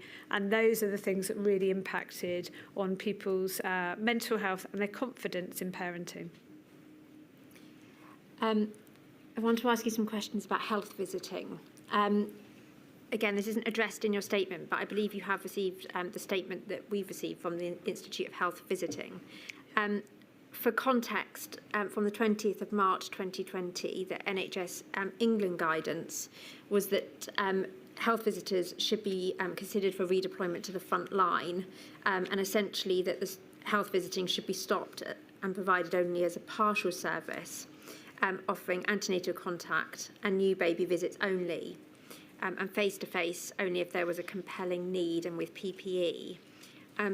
The Institute of Health Visiting described this as a profound mistake, and that partial stop and redeployment remained in England until the 3rd of June 2020. Before asking you about the impact of those decisions, can you just explain to us a little bit about the importance of health visiting services throughout the pregnancy journey? Yeah, of course. A health visitor is a specialist public health nurse. They work directly with families, often the most vulnerable. So a lot of their time will be spent with those families, and they could have hundreds of families that they look after individually. They will focus on those that they know to be the most vulnerable. So they often go directly out to those families in the early weeks after a baby's born and through up to the baby's about 2 or 3, maybe, something like that. They have more regular contact. They would also have contact through something like a baby clinic, so somebody could go in proactively and say, can you weigh my baby? So they do general checks. They do general checks of the family and of the baby, but they're also there as somebody to listen to, and they do have a safeguarding role to play in that as well. So, yeah, that's what health visitors are there for. And were any of the PBPOs made aware of issues or concerns caused by the change in service provision during the pandemic? Yes, from our perspective in the Lullaby Trust, we work closely with health visitors. They're one of the key areas that safe sleep advice goes out. They also run a programme that we run called Connie, which is care of next infant. So that's more intensive health visiting for people who have had a baby die suddenly and unexpectedly previously. And it was those health visitors who were trained in the Connie programme who called us immediately. This is the first way that we were aware, saying, I'm being redeployed, there is nobody to look after my families, are you going to be there? Can I refer them to you because I'm really worried about them? And we did manage to stay open. Usually we would offer support through health visitors for Connie families, but in this respect we said give them our contact details. So health visitors were the ones that contacted us worried about the families that they were being redeployed and leaving behind. And obviously, as a charitable organisation, you wouldn't have been able to help everybody. Were you aware of examples where the health visitors were redeployed and there wasn't anybody to look after those families? Yeah, we certainly heard from families in that situation. And there are some practical elements to this programme, to health visiting, as I said, in terms of like weighing a baby, for example, answering questions on feeding. But when you're sitting there with somebody, families tend to open up a bit more. And in the Care of Next Infant programme, where we've evaluated it in the past, the part that families always say is the most important part isn't the monitor that they're given or the guidance or the extra equipment. It's actually somebody to listen to them. So I think actually that is a really significant thing that we may not be able to measure, but it again increases that isolation that the most vulnerable felt. And would the same level of care have been able to be provided through the use of online and remote consultations that you've just described? No, not the same. And just to also reiterate that I touched upon the safeguarding role that health visitors play and looking at the wider family setting. So, for example, thinking about mother's maternal health, but also going in and practically they might say things like, show me where your baby sleeps, or ask them how they're doing, or be aware of other issues that they might, by being in the home, be able to pick up. And that's a lot more difficult to do in a call. And were you made aware of any issues with access to suitable PPE in order to carry out the visits that were deemed necessary? Not in terms of PPE. What we did hear were health visitors who, when they were able, again, to go out and visit families, weighing babies on a doorstep. So the family having to pass the baby to the health visitor who weighed the baby outside and then handed them back again. And as far as you're aware, had health visiting services been fully reinstated by the middle of 2022? No, I think that we need more health visitors than we have already. And my understanding is that it's still not back in the place that it was prior to the pandemic. A different topic. You've addressed in your statement at paragraph 49 the inclusion of pregnant women in medical trials and treatment programmes for COVID-19. Can you just elaborate on that, please? Generally, I think it's right to say that even outside of COVID, pregnant women are not included in medical trials in the same way as other groups might be, and that was certainly the case for COVID-19. And then the Department of Health and Social Care has told the inquiry that there was funding made available to Bliss, Tommy's and SANS organisations within PBPOs in April 2020 to provide bereavement support and to share the COVID-19 messaging to a wide audience. Did that funding have any positive impact on those two areas? Absolutely. I can't reiterate enough the good work that the 13 organisations do. Any funding that was available in that time would have been put to good use, and I don't want to downplay the funding that was given, but it was given for a short period at a time when, as organisations, we were all receiving far more contacts and trying to give out messaging to people in completely new ways, whilst also being at home ourselves with those challenges. But for charities, we saw from March 2020 our incomes go off a cliff. So any funding was helpful, but the funding available there, yes, it didn't pick up the level of income that charities saw dropping. As I said, at the same time that our services were stretched to we had more calls than we'd ever had before. Was there funding provided later on in the pandemic as well? You said it was short term, but was there further funding? There was some through the National Lottery. There were other trusts and organisations who did an amazing job trying to offer emergency funding, but our incomes are not back to where they were pre-pandemic. I think that's across the board. That's fair to say. It's had a huge impact on all of us. And in turn, has that had an impact on the service that can be provided? Yes, it has. Yeah. You've helpfully set out a number of lessons learnt and recommendations in your statement. Are there any that we have not covered that you wish to draw attention to today? I think just the general issue is worth reiterating of the prioritisation that we believe should have been given to this area of healthcare.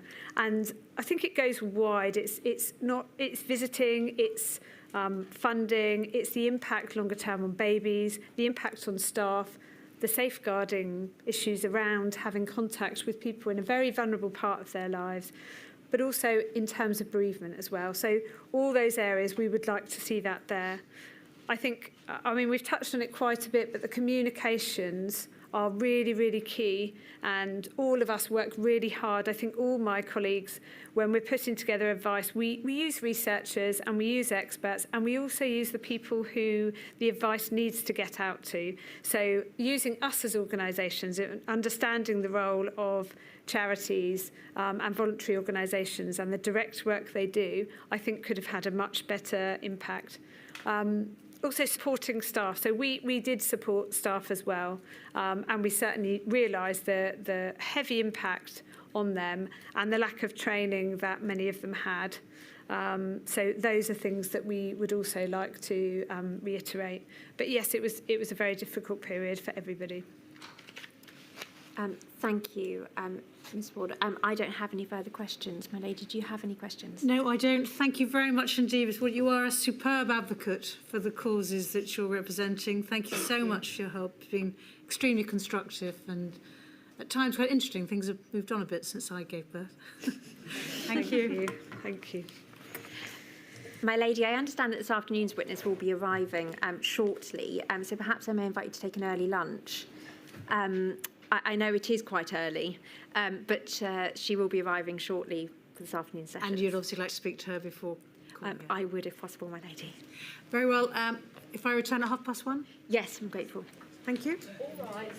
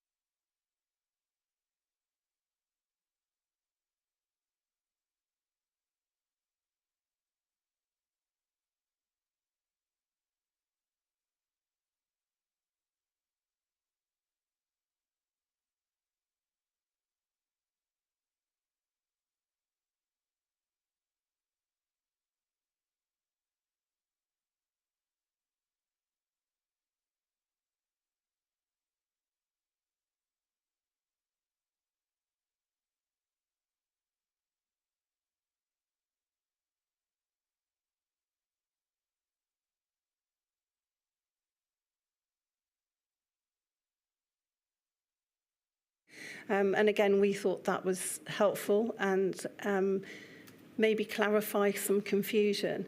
The sort of calls we often got from women were about visiting, about availability of home births,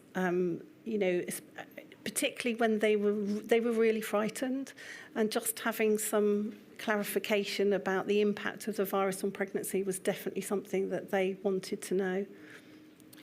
And you've said in your statement that from the outset, the Royal College of Midwives and the Royal College of Obs and Gynae were clear that it was vital to maintain all aspects of safe maternity care, designate it as an essential service, particularly in the context of serious pre-existing staffing shortages. Can you briefly describe what the pre-existing staffing shortages in maternity services going into the pandemic were? So there'd been a shortage in midwives and obstetricians and other members of the maternity team over many years, and we anticipated that shortage to be between 1,500 2,500. It's difficult to know exactly, and that gap wasn't closing. So basically, we went into the pandemic with already a shortage of midwives and the maternity team, which was already having an impact on the quality and safety of care. And is it correct that on the 7th of April, following a meeting that the college had with the chief midwifery officers of the 4 nations, the college were provided with reassurance that in fact maternity services would be prioritised? Yes, so we had brought it up as an issue because we had lots of connection with our members, particularly the Royal College of Midwives, because we're also a trade union. So we have a branch structure, and we have our Royal College of Midwives members who run branches in local services. We had loads of meetings with midwifery leaders. We were very in touch with the front line.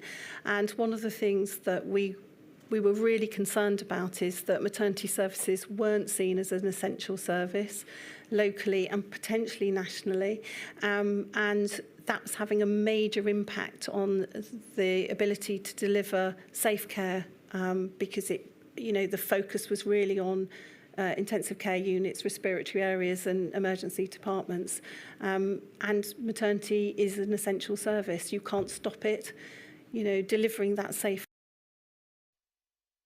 for any NHS service. So we called that meeting in April and said we really needed to be that it needed to be a guarantee that all NHS services recognised that maternity was essential. So, for example, there were definitely issues where some midwives who were duly qualified, so there were nurses and midwives, maybe then redeployed to an intensive care unit or a gynecology unit, and then depleted that midwifery staffing even further.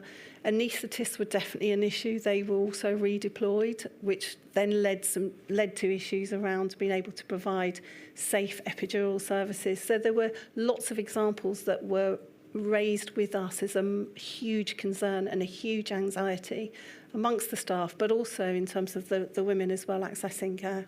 Thank you. I'll ask you to speak more slowly. Yes, certainly. We're going to come on to look at some of those examples you've just given in more detail.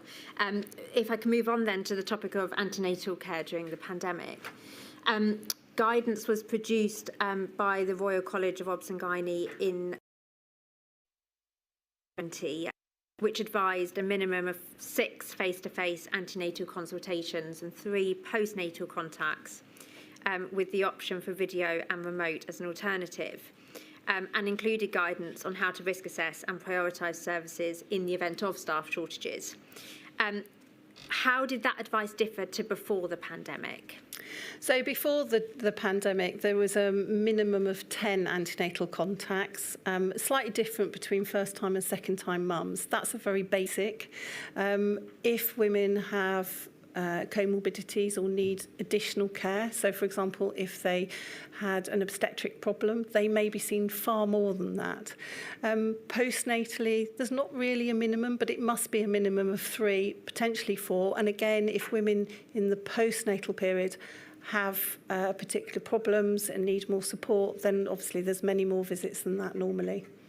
And in the college's experience, was that advice followed? Actually, I would say that midwives tried really hard to maintain their face-to-face contact because they felt it was so important. They were anxious that they weren't doing that. There were occasions when they couldn't because they didn't have enough staff. What was reported to us was that, in fact, when they started to do online and telephone contact, some women ended up with more contacts than they had previously because that wasn't a system that they had used. So they certainly prioritised more contacts for women who were anxious, had complications, had COVID. You know, there was definitely an increase in contact, but not necessarily face-to-face. And the college produced guidance in July 2020 for the use of virtual consultations. Was there any guidance available before July? No, I think there was some loose conversations about virtual consultations, but we realised that there were different techniques being used around the country, which was causing confusion. So that's why we did that guidance. And was there any analysis carried out of the impact of that immediate rollout of virtual antenatal and postnatal appointments to ensure that pregnant women did continue to get the level of safe care that they needed? Are you referring to our survey? Yes. Yes, so we did a very quick survey to make sure that that midwives were using the guidance and continuing to provide as much care to women as they could with the backdrop of actually having a much reduced staffing.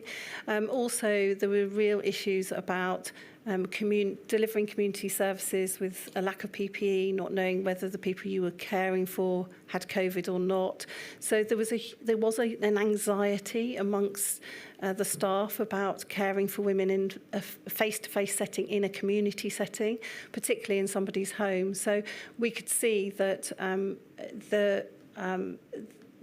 the telephone and video contact was being used, maybe more than we anticipated, because it helped the anxiety of going into the unknown and visiting people in their own home. And were you aware of there being any drawbacks to that, for example, digital exclusion or access to equipment? Yes, that was reported to us. So we realised that some women didn't have access to a phone or an iPad or a computer, and also for women whose first language wasn't English. I think a lot of services picked that up as issues and tried really hard to prioritise those women for more face-to-face contacts, but that took a while to get in. But that definitely was an issue. Thank you. I want to have a look at a graph with you. This is INQ 304855652. Thank you. And this relates to antenatal scans in England before the pandemic, but also during the relevant period as well. And we can see from this graph that there was a drop in non-routine antenatal scans and routine, antenatal scans. During wave 1 and wave 2 of the pandemic. Can you briefly explain why those scans are so important and the potential impact of there being a decline? So some of the scans, the routine scans are at 12 weeks and 20 weeks. They really are important to make sure everything is fine with the pregnancy, with the baby. There was a reduction in women accessing those scans. Some of it, I think, was because they couldn't take their partner or they were worried about coming into a hospital environment. So the stay-at-home message definitely impacted on pregnant women at that time. I think the non-routine scans, that's checking for babies who may not be growing properly, babies that may not be moving properly. They did reduce, and some of that wasn't because women weren't coming for the scans. My understanding from our members was that some of the women hadn't reported that they had a concern. And there was definitely some confusion around accessing maternity services because the message was stay at home. Our message was very much maternity services are open. I certainly went out in the media myself and said that many times, because we were really worried that women would be frightened, they'd stay at home, and that something might then happen to them or their baby because they weren't accessing appropriate care. And I think that might be what that graph is telling us. Thank you. That can come down now. Thank you. And there was guidance from the Royal College of Obs and Gynae on telephone triage in relation to the non-routine antenatal scans. So if there were concerns, if a woman had concerns, and whether a scan or consultation was needed straight away, or there could be a safe delay. Was the College of Midwives aware of any training or guidance for that move to telephone triage that was published? I'm not really aware of any local training. Obviously, we had our guidance, and because it was guidance and not necessarily enforced, it would be up to NHS England and local organisations to adopt that guidance locally and put in the training for it.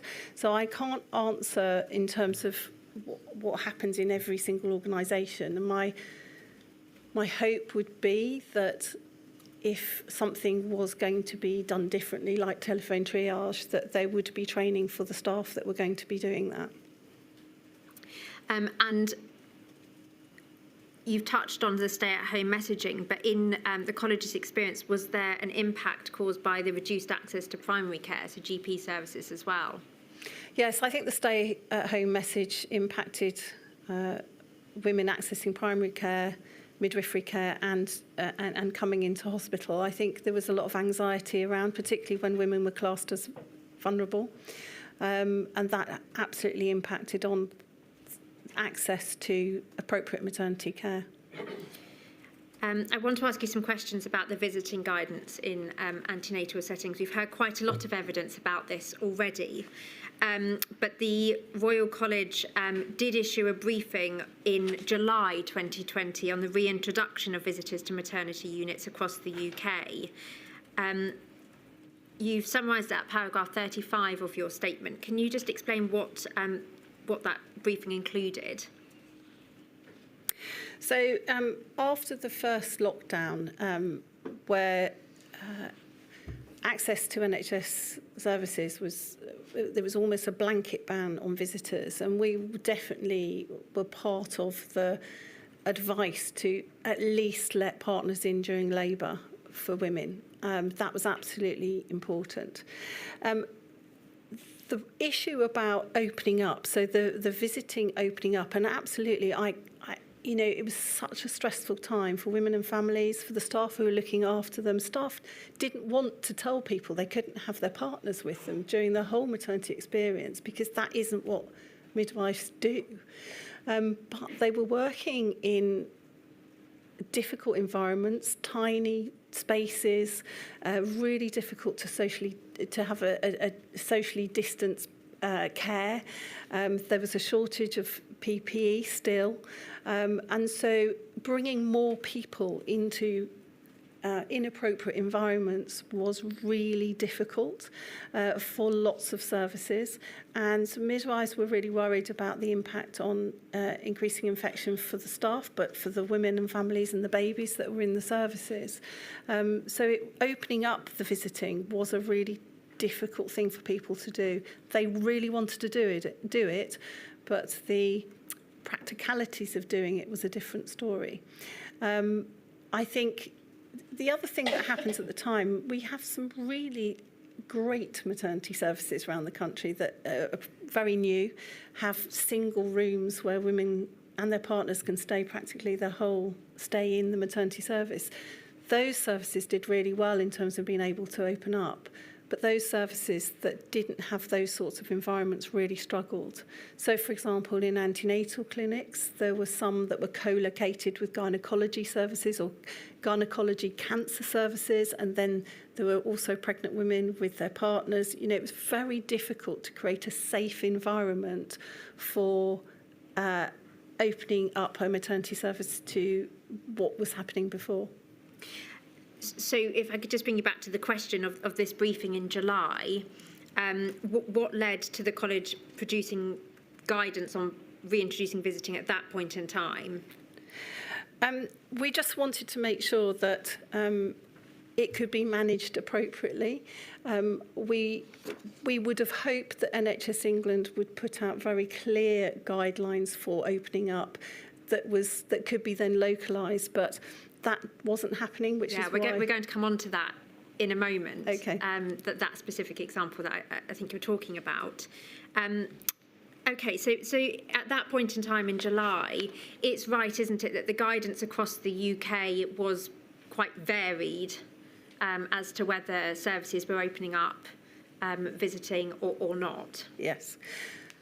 And also they were localised, there were different lockdowns in different parts of the country, Yes, and I think that caused huge confusion. And social media didn't help. I think, it was on social media, there were different stories from different parts of the country, and then, people jumped on that bandwagon and created some more confusion. Social media didn't help what should we do? What's the important thing for the NHS to do? How do you keep staff and women and babies safe? And how do you do this in a clear, logical way? And while that was being sorted, of course, the infection rate started to go up again. So some services hadn't even managed to open up hardly at all before we knew that there was an increase in infection rates. And you've spoken there to the inconsistencies and variation across services, so not just across the UK, but across services as well, as to whether the guidance was in fact implemented or followed. What impact did that have, not only on pregnant women, but on healthcare workers in those settings as well? Well, I think it made people very anxious because at the time, I think NHS England were praising those services that were opening up, and some could, and then being quite critical and putting targets on services that couldn't open up, and they're giving them deadlines to open up. And I think that caused a huge anxiety. And we had lots of meetings with midwifery leaders who expressed how difficult it was to keep thinking about the safety of women and families and their staff in quite often poor environments that they were working in. And they couldn't see how they could completely open up services safely. Who would be responsible in a hospital or maternity unit for implementing the guidance actually on the ground? Do you know? So in the maternity service itself, it would be the director or head of midwifery who would really know their service. But the infection control teams in a trust would absolutely have a view on that. And I think sometimes I remember some of the heads of midwifery, directors of midwifery saying to us that there was a change in policy, and the infection control departments were putting in processes for opening up, but actually the midwives themselves were saying, but actually I'm not sure this is going to work. We've got a very small, for example, 4-bedded postnatal ward where the beds are really close together. There's 4 mums, there's 4 babies, and then we have mum and dad and maybe grandma as well. That is a huge infection risk, and not being able to distance. So there were lots of pressures, and I know from speaking to our members around that time, their anxiety levels were huge. They could see that, the country seemed to be opening up, but infection rates were starting to pick up again, and they were thinking of ways of preventing harm. So it created a huge anxiety for the staff and for the women. And a lot of the guidance around this time in July 2020 in the summer moved to local risk assessments and a local approach. Was there support, I suppose, and advice for how to undertake those kind of local risk assessments in the context of COVID-19? From the NHS, I think that some of that advice was quite limited. Because we're also a trade union, our health and safety activists in those services were helpful, and we provided them with some support and guidance for that. So I think we were quite lucky in that because we're a trade union, we could also provide support and guidance to people locally. But I think this was a bit of a theme. There was slow information coming into services for local services then to do the right thing.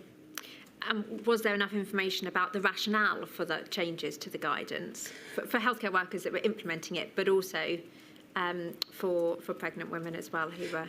I think, as I said before, I think it was very confused. Did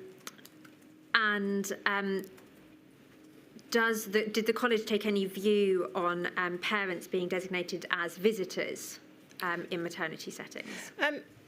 Actually, they shouldn't be visitors. You know, our view was that they're equal partners, parents of the baby. But we absolutely recognise the difficulty in having, you know, additional people in some areas within some hospitals and the risk that potentially that caused. It was horrible. It was horrible for those parents. It was awful for the staff because they didn't want to do it either. You know, midwives absolutely see parents as both parents of the baby, even though the mother's the one having the baby. And I think it caused a lot of stress for them. I think the guidance created some friction sometimes between the staff and the parents because of course they wanted to be there and it was right, but actually there was still a risk, and that caused some really difficult moments, I think, in maternity services and on social media. And does the college see that there would be any merit in having, for example, a national framework for visiting, perhaps with an element specific for maternity settings, to ensure that there was consistency, predictability, but also that support as well for those that are having to deliver the news, that there be restrictions? Yes, and I think that would be, you know, a recommendation going forward, you know, a single truth, but with a framework that has to come from NHS England, not from the colleges, that give people a framework in which to assess their services and localise them if necessary. But the most important thing, that is then transcribed into really clear communication to the local population, so everybody is clear what that service is doing and why. For that reassurance, I think I've mentioned social media before because I think social media created some confusion itself because different services talked about what they were doing and how unfair it was that service down the road wasn't doing it, and it didn't help the anxiety between groups of parents and staff, and it made people angry. It made parents angry, which I absolutely understand. And you've said in your statement that the extent of the guidance that the Royal College of Midwives provided was an indictment of the lack of guidance and leadership provided by central government and NHS England. And we're going to come on to look at a specific example of that in a moment. But was that also the case across Scotland, Wales and Northern Ireland? Scotland, Wales and Northern Ireland, it was different because they're such small countries. And I can talk from the Royal College of Midwives perspective. The midwives in the government and the senior midwives in the NHS in those countries and the RCM all knew each other. And they had worked really closely together in the past, and they sat down and worked it out together, probably more than England. Different countries did things at different times, and I can't remember what all of those things were, but they did visiting restriction. They lifted visiting restrictions at different times. They had different rules, and that caused the confusion. But I do think that the way the other countries managed it was clearer for both the public and the staff working in the services. So if we were to look forward to having some form of national framework, would you support that being across the UK? Yeah, definitely, because different countries would look at each other and say, well, it's, you know, in Scotland, visiting's been lifted. That's not fair for England, and then, you know, creates that anxiety amongst women and staff. So moving on then to a specific example where the College the Royal College of Midwives and the Royal College of Obs and Gynae took action in response to guidance, visiting guidance specifically. In England, if we could please go to INQ 30280503. And at the bottom, this is an email, from Mr Morris from the Royal College of Midwives and Gynae, sending to NHS England with you CC'd in on the 10th of July 2020. So again, around this time that we're talking about the changes in guidance. And in that last paragraph there on page 1, he has said that while we understand restrictions on visitors remain in place in some trusts in England to ensure compliance with social distancing measures and prevent the spread of coronavirus, we think it's vitally important that NHS England urgently produce a framework or set of principles to enable trusts to take a consistent approach to the relaxing of outpatient and inpatient visiting restrictions on maternity units. And there needs to be a reasonable balance between continuing to protect women and staff from in-hospital transmission and enabling vital support at appointments during induction of labour and from visitors and post-natal wards. And if we go up, we can see the response that in fact comes from NHS England the following day. And that is the second paragraph. Thank you. You will no doubt appreciate that we cannot address this issue within maternity in isolation, notwithstanding the particular need women have for support during maternity appointments, and we're operating within a fixed set of parameters, including in particular the decision that there will be no relaxation of the 2-metre social distancing rule in hospitals in England. What was the college's response to that response?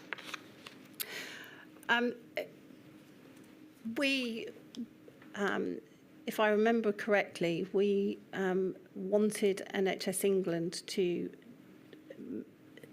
not have a blanket approach for all NHS services and have maternity as a separate consideration, but bearing in mind that there would still have to be a consideration about keeping everybody safe. But I think that the key issue about these emails was about the lack of response. It was taking a long time to sort out a growing concerning issue around visiting and the inconsistencies and how unhappy women and families were and the staff were about not having clear guidance.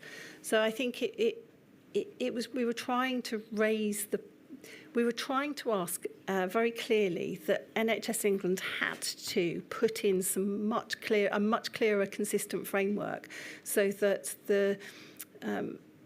that everybody knew what they should be doing, because the confusion was causing more stress, and particularly for women, it's a very stressful time having a baby. Having a baby in a pandemic with inconsistent guidelines is even worse, and staff then not being able to be really clear themselves about this is what we're doing, this is why, this is when it will start or end. It was very unclear. And is it right that around this time, both colleges had actually been working with NHS England to produce guidance, but there was a delay?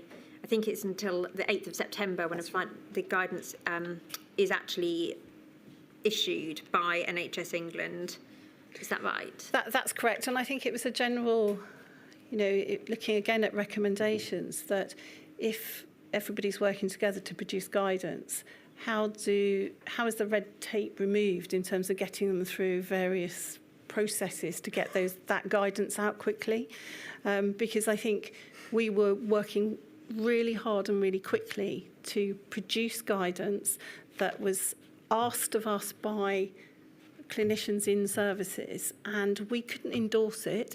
It was almost a gift to the NHS to say, look, we've done all this work, it needs to go out. And I think there were delays, and this was absolutely one of them, where if that guidance had come out even 3-4 weeks earlier, then the upset, the harm, the anxiety may have been reduced just over that period of time. The guidance that was produced in September was a framework to reintroduce access for partners, visitors and supporters of pregnant women in England, and focused on local risk assessments and regular reviews, with a look towards parents being considered essential visitors. Did the college agree with the approach towards local risk assessments at that time? did it endorse that guidance? We did endorse that guidance, but my memory is that we felt anxious about the local risk assessments because, again, services that could accommodate easily and safely women and their partners could have a risk assessment that would say, yeah, this is fine, and then others would really struggle with that. So we were anxious about it. And were you aware of any issues that trusts had implementing that guidance? My understanding was that they were concerns, and they were trying to feed that back. They fed that back through us and then directly to NHS England. There was an issue, I think, at the time and it goes back to maternity services sometimes being the forgotten service in the NHS, and where midwifery leaders don't have a voice at the board, for example. So when there were local issues, some midwifery leaders struggled to have their voices heard in terms of, we're struggling with this, we need some help, we can't do this. I think there was definitely some tension there about how maternity services are structured within the NHS, and it's very difficult to raise issues appropriately. Were there any changes to the guidance in response to those concerns that you've just mentioned? I think so. Have I got that in my statement? You have to refer. I think the next changes to the guidance, in fact, are in December. That's right. Yes, so September. So it took till December. And I think you'll find in some of the evidence lots of email exchanges and conversations. There's lots of conversations that obviously aren't recorded. In December, the guidance from NHS England was that a woman should be supported by another person throughout the pregnancy journey. So it moved away from that local risk assessment approach and encouraged units to change the layout and to ensure there was regular testing. Again, is it right that the college had some concerns about increased attendance at that particular time? We definitely did, because the gap between September and December was too long. And obviously by December, the infection rates we had a new variant of the virus. Infection rates were increasing. And so increasing the numbers of people walking into maternity services was increasing the risk for mothers, babies, the staff. And so we were very worried about, staff were very worried about that.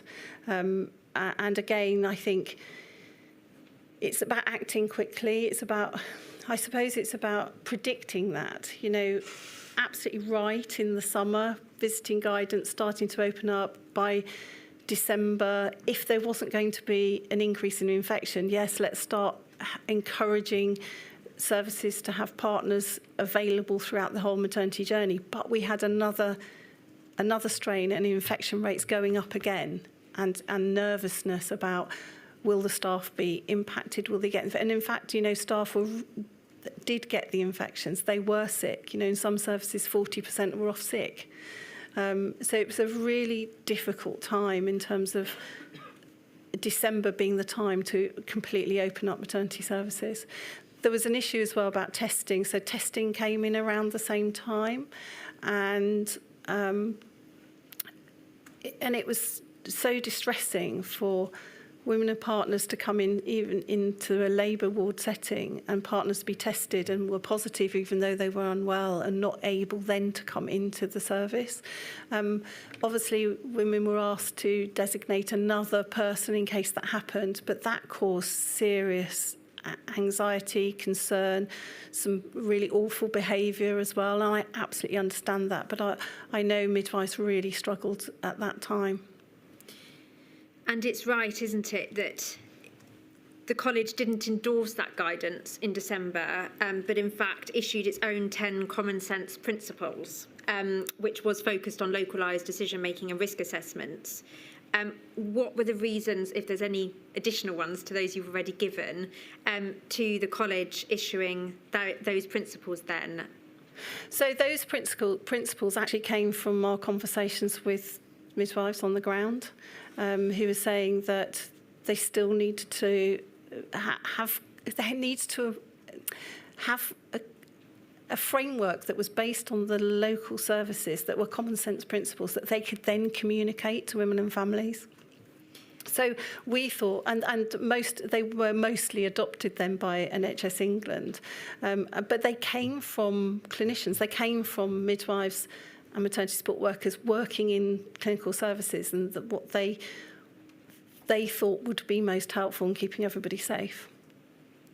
And in the development of that guidance in December by NHS England, had the college sought to bring those principles to their attention? Yes, we did, yeah. Are you aware of why they couldn't support them at that time? I think it was because they were still looking at a whole blanket NHS approach, and that they wanted to open up maternity services for all parents, because there was a lot of pressure from parent groups, rightly so, from the public, from the media, from politicians, from journalists. So I think NHS England, I can remember speaking to them, were under huge pressure to respond to that, but actually were maybe not thinking about the total risk of keeping staff safe and keeping women and babies safe. And it's a difficult decision to make when you're under that much pressure from external agencies. I get that. But actually, we're a membership organisation. The staff were really important. If staff were sick or having to isolate, they can't look after women and families. And it was really important that we helped to try and get this right. And do you know if those principles were used across the UK?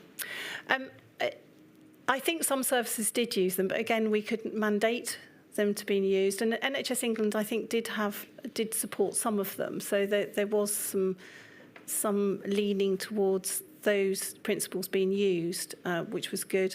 And certainly some of the midwifery leaders that we spoke to regularly really welcomed them and used them in their services. And you've touched upon the college's communications with NHS England and the like in regard to the guidance. To your knowledge, was any consideration given to consulting with patient representative groups during the development of that guidance? From NHS England? Yes. Yes, I think so. We also had a system in the Royal College of Midwives. We have with the Royal College of Obstetricians, we have something called One Voice, where we have parent and baby charities and the colleges together, where these issues could be discussed. So we certainly discussed the things within our guidance with parent groups, and we would encourage that locally as well with Maternity Voices partnerships and women. So we'd encourage midwifery leaders, for example, to discuss a local guidance or changes to guidance with their local groups. That's really key. And did the college communicate with the chief nursing officers or chief midwifery officers in the Four Nations regarding the guidance? Yes, we did, and we had lots of conversations about that. We did escalate in England. We did escalate some of the issues and the discrepancies we had and the length of time to Dame Ruth May, who was the chief nurse, and she was quite helpful in terms of unblocking the way with some of those issues. You've touched upon the issue of testing to facilitate visiting in hospitals, and that came in certainly in England at the end of 2020 and in Wales in middle of 2021. Could the introduction of IPC precautions, for example, testing and access to PPE earlier, have helped to facilitate visiting? Absolutely.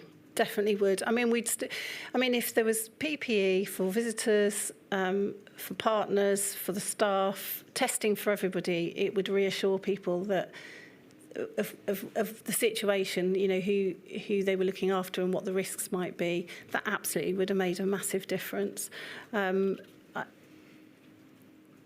I mean, it's interesting, isn't it, that I'm not sure now whether the testing was available elsewhere in the NHS before it reached maternity, but I think there was an issue there.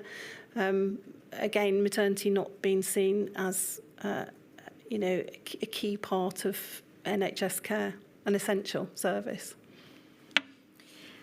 Thank you. I want to ask you one more question regarding support during antenatal services before moving on. If we could have on the screen, please, INQ 307474233. This is the Every Story Matters report that the inquiry has received.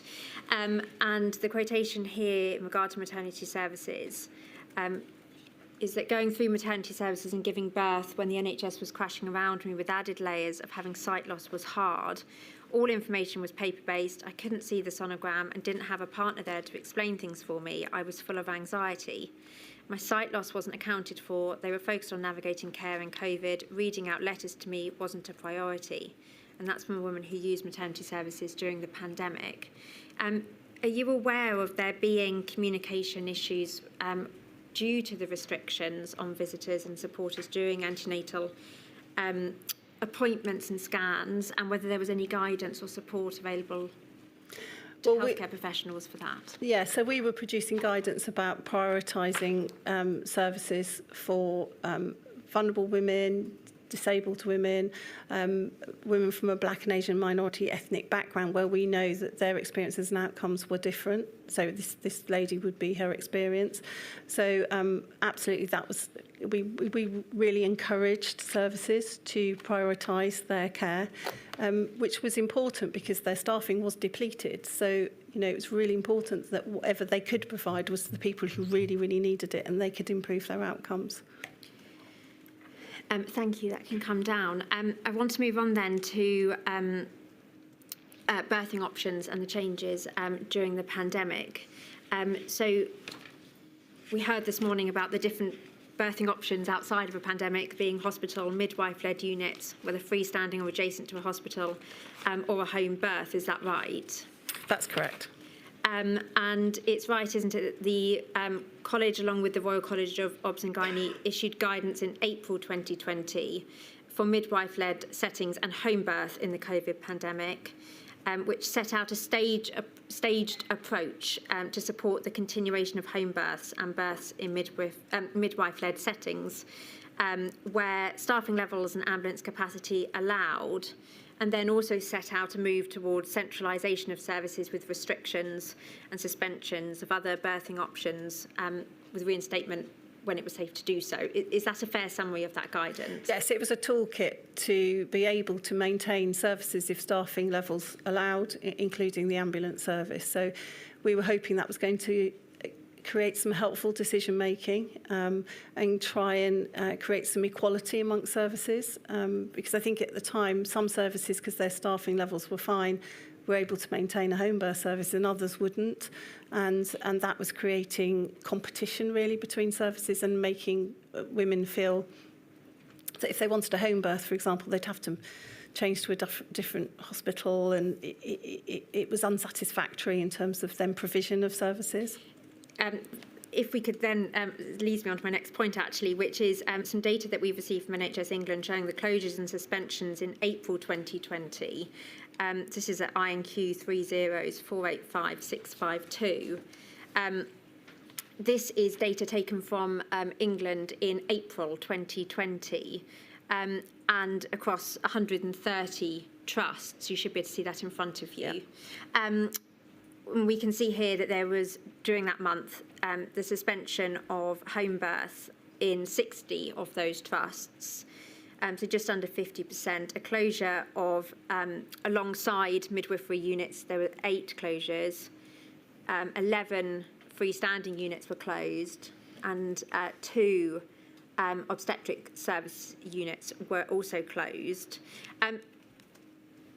The closures that we can see there, are they examples of services essentially having to centralise, as you've set out in that toolkit? Where... Yes, basically in order to deliver safe care to all women with the depleted number of staff and access to ambulance services, the directors of midwifery use that to make sensible decisions about keeping all women safe. Midwives really support home births, and it was a hard thing for them to do. But a home birth takes 2 midwives, and that, when you haven't got enough staff, is difficult to do, where you don't have enough midwives even to provide one-to-one care to women who are maybe giving birth in a local hospital. I think it's testament to this that not every service closed their home birth. You know, they were really agile in terms of doing what they could based on their staffing numbers and availability of ambulances at any one time. And they always tried their best to reopen parts of the service if they could. I think, you know, locally, some services communicated that really well to the population. Other services may not have done. And we as a college really encourage good local communication with women about the status of service provision at any one time. That was really stressful for women, and you will see in some of my evidence that there was then an increase in free births because women really wanted a home birth. There wasn't staff available, so they gave birth without a health professional. Some of those women did because they were scared of going into hospital as well, but it definitely had an impact on, you know, women being able to access the service they wanted. But it was all done to keep services as safe as possible. That was always the intention, not to deprive people, women, of choice. Thank you. We're going to look at some more data in a moment in regard to slightly later on in the pandemic, but I just want to stay in this early stage. It's right, isn't it, that the college made a plea at the end of March 2020 to ring-fence maternity services by stopping the redeployment of maternity staff? Yes, we did, and we made that plea quite loud because we heard from our members that staff were being redeployed and it was having a serious impact on them being able to deliver safe maternity care. So, you know, that did happen. Staff were ring-fenced, although we still had people telling us that it wasn't consistent. And in fact, even moving into the next wave of the pandemic, sort of December, January time, NHS England were asked again to make it absolutely clear that maternity was an essential service and staff should not be redeployed. And that did happen. Thank you. Were you aware of services having to use healthcare assistants or senior managers or other members of staff who were redeployed into maternity settings to support service delivery? I'm not aware of from other services. I know some of our midwifery leaders that we met with regularly were working clinically because they had to, but they also had leadership responsibilities in terms of managing the services and making decisions. So I think that was quite difficult for them. Only midwives can, you know, it's you know, midwives. Nobody else can carry out the role of the midwife. That's actually illegal. So I'm not aware of others from other parts of the unit coming into maternity to work clinically, because that wouldn't be possible, which is why maternity services had to be ring-fenced. You can't take midwives out of maternity services to do other things because nobody else can replace them. That can't happen. Thank you. Moving on then into June 2020, data from Scotland shows that of the 14 health boards there, only 2 of them at that period of time were offering the full suite of antenatal care. And a survey by the Royal College of Midwives in Scotland showed that there had been significant redeployment in the maternity services in Scotland. So were you aware of any action being taken to prevent redeployment, not just in England, but in Scotland, Wales and Northern Ireland as well, and whether that had any impact? Yes, so the directors, the Royal College of Midwives directors in those countries, and I believe the RCOG as well, very rapidly asked for maternity services to be ring-fenced and redeployment not to happen. My understanding is that that did happen quite quickly. Thank you. In terms of the guidance from the college, after the first wave, you've described that a more nuanced and localised approach was required rather than a one-size-fits-all in your statement, and the college developed a set of service principles in May 2020. What was the focus of those principles during that period of time? Can you just bring me to... Yes, I believe it's paragraph 32 of your statement.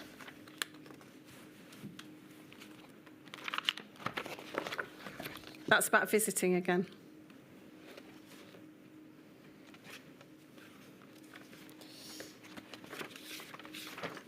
Is it at 30?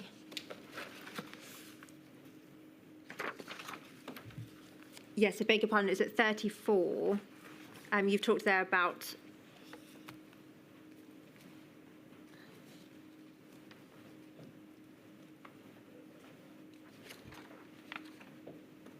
So that was Was that all in terms of visiting? It's all the same. No, Okay. that's not visiting. That's about ring fencing maternity staff. So by September 2020, all the groups we set up during the first wave, we knew that the infection rates were increasing. Mm-hmm. So we reconvened all our working groups, but we had to reiterate the ring fencing of maternity staff, and we published that as a press release so that it was out in the public domain, but also making sure that NHS leaders knew how important that was. Thank you. If we could have a look, please, at INQ 30485-652. Again, this is data from England on the closure and suspensions of home birth services, freestanding midwifery units, the alongside midwifery units and obstetric units. This is data that was collected from May 2020, as that's the date that the maternity services were formally included in the SITREP data in England. So we can see here that there is, again, a suspension, a number of suspensions of home birth services during the second wave. What was the guidance from the Royal College around that time for services to continue during that second wave? So in the second wave, our guidance was the same. You know, it was the toolkit for making sure there was safe staffing, safe transfer of ambulances, so that all women could be kept safe, but to open up those services if they could, if staffing levels allowed. London had a particular issue during that time, being able to be able to have enough staff to provide home birth as a choice, and so the choices were withdrawn, and we were really supporting our members to make those common sense decisions about making sure that there was enough staff in central places in order to care for the women as safely as they could. And it did reduce choice for women, it did, and that was a consequence of the pandemic and what was happening to the staffing levels. Thank you. We can see also from this graph that from around June 2021 onwards, the closures and suspensions of services increases across almost all of the services in the options for birthing, the birthing options in England. What are the college's views on the reasons for this in the data? I think some of it was that my understanding was that staffing levels hadn't improved. People were exhausted. The mental health of the staff was poor, and they were really struggling to provide very basic services. So to start opening up more complexity of a home birth service just didn't seem possible. And so it was easier to keep them shut than it was to reopen them. And I would say that was the safest thing to do. That would be our view. Keeping staff and women and families safe during this time was the most important thing. Even though it was difficult to give that message and it restricted women's choice, it did help maintain a level of safe services. Staffing levels at the end of the pandemic as well weren't just about current staffing levels. A lot of midwives when the pandemic started, stayed. They might be retiring soon. Some of them had just retired and they came back. I think as we went into the second wave, a lot of midwives who were exhausted then left. So there was an increased staffing problem, not just sickness and isolation from the pandemic. And to your knowledge, were those levels of closures pervasive across the UK, or was that an England problem? It was across the UK, but I think England, there was a particular problem in London, definitely. And ultimately, did you hear reports of that impacting on women's birthing options? Yes, we did. And some of the women would phone the college. They would, comment on social media. And I absolutely understood where they were coming from. Women have one opportunity in that pregnancy and birth to have a good experience. And they were really disappointed, anxious, and it was a really difficult time for them and for the staff who were looking after them, because they didn't want that either, but they had to make safe decisions, and this is one of them. This is a decision they had to make, which we, tried to support. Thank you. Moving on to the topic of miscarriages, were there any changes in the guidance on the management of miscarriages during the pandemic? Obviously, in early pregnancy, miscarriage is not managed by midwives. Some women miscarry before they've even booked with the midwife. I think that the same applies to all of the maternity journey. At the beginning, it was the stay-at-home message caused some issues, and then access to services where keeping away from the NHS was part of the other story. I can't comment on gynaecology staffing issues or early pregnancy units because it's not a place where midwives normally work. Thank you. In terms of pain relief, was the college made aware of examples of limited or delay access to pain relief, including water births, birthing pools, or epidurals? So at the beginning of the pandemic, it was in the first wave, when we weren't quite sure about the virus transmission. There were definitely issues about whether the virus could be transmitted in water, so there was restriction then on water birth. And I think our joint guidance with the RCOG did talk about restricting water birth, particularly if we were unknown of the virus status of the women, because we weren't testing. It changed because then it was an airborne virus, so water births were started to be provided in services again, and we again updated our guidance with that. The other issues were about anaesthetics and access to epidurals, and that was another reason for ring fencing staff. Anaesthetists were they were short of anaesthetists in ITUs, so the anaesthetists were redeployed away from obstetric services, so much, not completely, but there were less staff available. So having access to epidurals and quickly was a concern to midwives who were looking after the women. Can I just ask about that? Sorry to interrupt you, but it's a subject we've touched on before, but if the anaesthetists are needed in intensive care units where people are dying, can one really object to redeployment of anaesthetists away from pain relief, much as obviously somebody in labour, a woman in labour, would like to have pain relief, of course. But I'm not sure that there's a comparison between pain relief and people dying and needing the services of an anaesthetist. Yes, my lady, that's right. Apart from, there's not many anaesthetists available in a maternity unit. Usually there's only one.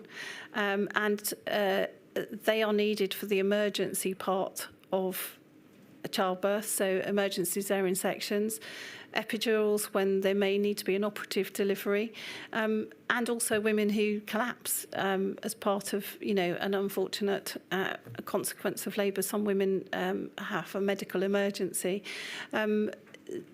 Most units have only one or two anaesthetists available at any one time, so having no anaesthetist was a huge risk. In terms of pain relief, there were other options for pain relief, and midwives would talk to women and offer all of those methods of pain relief if there wasn't an anaesthetist available. But, you know, we had reports from women who were traumatised by not being having access to an epidural for pain relief, not necessarily for an emergency caesarean section. So it was definitely an issue. There's not loads of anaesthetists and there's not lots in maternity units. And really the answer to my question is it's going far beyond the pain relief, much as there are some women who are traumatised. The use of the anaesthetist for many other purposes other than just the epidural. Absolutely, absolutely it is. Thank you. I just want to touch briefly on one issue around the guidance on visitors and birthing partners around active labour. And the inquiry's heard some evidence around the definition of active labour within the guidance or the lack thereof, and the interpretation of when a woman may be in active labour and therefore allowed to have a birthing partner attend. Did the college hear of any problems with interpreting active labour, and did it seek to raise any of those concerns? Yes, and in fact it wasn't about the definition of active labour, it was much more about the environment in where women were being cared for in that first part of the pandemic, where partners could be there in labour. So quite often women who are induced or in early labour are not on a labour ward. They're in maybe a 4-bedded bay, so with other women. So that was more of the issue rather than definition of active labour. When women are in active labour and then require midwifery care, maybe requiring pain relief, extra monitoring, they then move to a labour ward, which was where we knew that partners could be. So it was about the environment is the main issue, because women in early labour are quite often not on a labour ward. And did raising those issues lead to any changes in the guidance that you're aware of? I'm not aware that it did, although there were lots of conversations about it, definitely. Thank you. My lady, I am about to move on to a new topic. So Certainly, if I could just ask one question before we break. Sorry to cut across you, Sand. In relation to the guidance, I appreciate the Royal College was doing its very best to issue the guidance that its members so desperately wanted, especially in a fast-moving situation. I've heard a lot about guidance whilst conducting this inquiry, and how did the college go about trying to get the balance right between issuing the guidance that was needed, updating it when it was necessary, but not doing it so often and so much that the hard-pressed midwife who was trying to implement the guidance, understand it? I mean, there's a balance, isn't there, between issuing too much guidance and flooding the midwives with guidance and issuing the right amount. I mean, did the college analyse? I think at the beginning, Mrs. Hands talked to you about 4 updates in March. I mean, did the college analyse how you got that balance right? We didn't analyse it, but we were told by our members that it was overwhelming at times, the amount of guidance that was being produced. But then it was a quickly changing situation, and we didn't want the guidance to be out of date that potentially might cause harm. So I don't think we had any choice. So we did try to balance it. I mean, sometimes we'd hear of an issue on a Monday and produce or analyse and change our guidance so it went out on a Friday. Certainly our members told us that constantly giving them new guidance on a Friday was really difficult for them.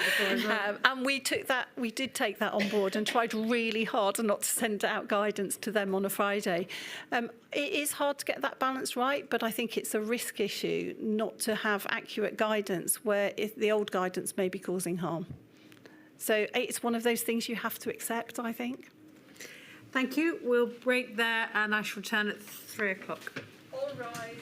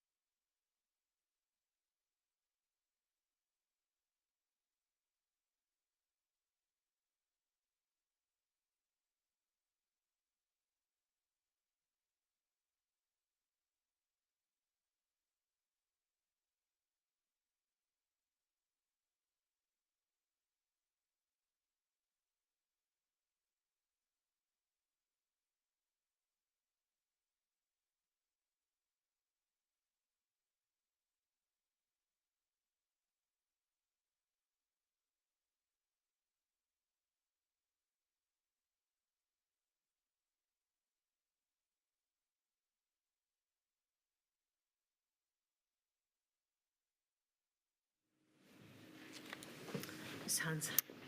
I'm grateful, my lady. I have two distinct issues to deal with in terms of guidance, and then we'll be moving on to the next topic. Firstly, in relation to neonatal units, did the college have any role in developing or issuing guidance for neonatal units? No, we didn't. Thank you. And then in terms of the services following the guidance that was produced by both the College of Midwives and Obs and Gynae, there was a review by Embrace during the pandemic looking at women who died with Covid-19 during that period and found that only 1 in 10 who died were treated in accordance with the guidance developed by the two colleges. Did the Royal College of Midwives have evidence of that at the time and why that might be happening? We didn't have evidence of that at the time. I think the guidance, it is guidance. We couldn't mandate the guidance. You know, NHS England would have to adopt the guidance. So the guidance to protect women, particularly black women who are more likely to have an adverse outcome and die, we were starting to be aware of that issue and therefore produce guidance, but it would need to be implemented by the NHS and by the government, not by the colleges.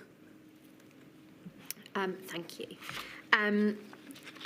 Moving on then to the categorisation of pregnant women as clinically vulnerable and the guidance in that respect.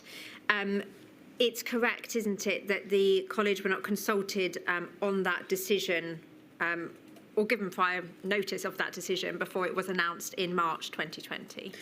That's correct, and it was probably the thing that by not consulting with us, that expert team was unfortunate, because had we known that women were going to be classed as vulnerable, and the conversations then went to when, which gestation would they need to be isolating, we could have thought about mitigating some of the risks that then happen, particularly around pregnant healthcare workers.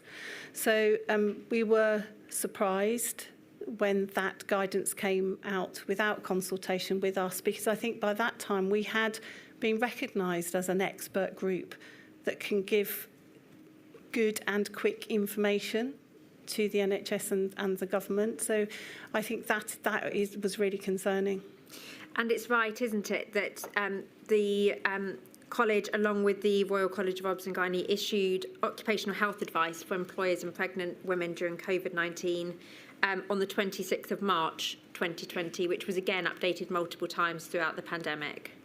That's correct, but that wasn't really our place to do so. We had to do something to fill a gap, to protect staff who were pregnant, particularly in healthcare, but in other services as well that were public facing, because with the classification of women being a vulnerable group, and with then some data about some of those women then coming to harm, we felt that we needed to produce some guidance. It was complicated producing that guidance, and I think you'll find in my evidence that in the end we withdrew it and gave that responsibility completely back to the employer, to NHS England. Yes, I wanted to ask you about that actually. Could you summarise that period in which there were communications with the government and public health bodies around the ownership of that guidance and the outcome of that?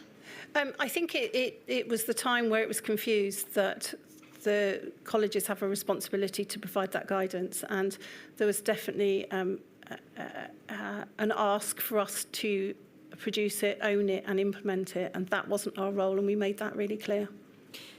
Why was it important to have it coming from the government or public health bodies? Because we are not accountable for delivering services in the NHS. We are there to support our members to practice safely. And did the chief nursing officers or midwifery officers get involved in advocating for that guidance to be provided by the government or NHS England or public health bodies? Yes, they did in the end, and I think it was probably one of those occasions where the senior team in NHS England got involved. And it's right, isn't it, that in fact the maternity team in the Department of Health and Social Care did take ownership of the guidance in October 2020. They did. They took ownership eventually, which we were pleased about. Do you know whether any action had been taken in Wales, Scotland or Northern Ireland in relation to this guidance? I'm sorry, I don't know. We can get that information to you, though. Thank you. The first guidance that is produced by the Department of Health and Social Care was published in December 2020, and that removed the requirement that had been in the guidance from the colleges for women that were more than 28 weeks gestation to not work in public, in patient-facing roles, to move towards a more precautionary approach. Were the colleges consulted or did they advise on that guidance? We weren't consulted, but we didn't approve. We didn't approve that guidance. We thought that would create an element of risk. And did you seek to raise those issues? Yes, we did. What was the response? I think. So my memory is that it was quite a confused response, which is one of the reasons why we withdrew our support for that guidance and said it was the responsibility of NHS England. Did the college produce any guidance? We did produce guidance. Yes, we did produce some additional guidance at that time. Can you recall what the focus was of the college's guidance at that time? The guidance was making sure that there was a local risk assessment for pregnant staff, that was done as part of the local occupational health risk assessments, that pregnant staff who had comorbidities or were more likely to be sick with COVID could then have the option not to work in a patient-facing environment, and that at 28 weeks that again staff would not be in a patient-facing environment. There was then an ongoing issue about how they would be paid if they weren't able to work, if there wasn't a suitable alternative employment for those staff. There was definitely an issue about whether they were on sick pay, whether they were on furlough, that maternity leave wouldn't be possible that early. So there was definitely some confusion about how those staff that couldn't work would be paid. And it's right, isn't it, that a year later, so in December 2021, the college issued guidance alongside the Department of Health and Social Care, which moved the threshold for, from 28 weeks to 26 weeks gestation. Was there a change or development in the understanding of risk in that period of time that led to that change from 28 to 26 weeks? I don't recall, I'm sorry. Okay. Were you, the college, aware of any examples of issues around increased risk or misinterpretation of that guidance at the time? There was some misinterpretation of that guidance. I think some of it was also about the fear that that pregnant staff had, because there was some real issues about the environment they were working in and the lack of PPE. They were classed as a vulnerable group, and so working in a patient-facing environment, pregnant, even up to 28 weeks, was really concerning for staff. In April 2020, the Department of Health and Social Care withdrew the guidance for employers in regard to pregnant women in healthcare settings. Do you know what? Did you hear any evidence as to what impact that had? It was in April 2022 that Yes, sorry, did I say? Sorry. My mistake, 2022. In April, yes, the government withdrew the guidance, and we did oppose that because the legal requirement to risk assess, the infection risk to pregnant staff, because COVID was still around, was a key issue for our pregnant members. So we did oppose that. I'd like to move on to a different topic now, and that's infection prevention and control measures in maternity settings. It's right, isn't it, that midwives expressed concerns around the PPE levels that were recommended in the PHE guidance early on in March 2020 as to whether that provided sufficient protection in the maternity setting. And that at the end of March 2020, the College of Midwives with the Royal College of Obs and Gynae produced guidance for healthcare workers in regard to use of PPE and risk assessments, and did refer to the PHE guidance. Was it the college's view that that guidance from PHE reflected the risks to healthcare professionals during labour and birth, and did it provide sufficient protection?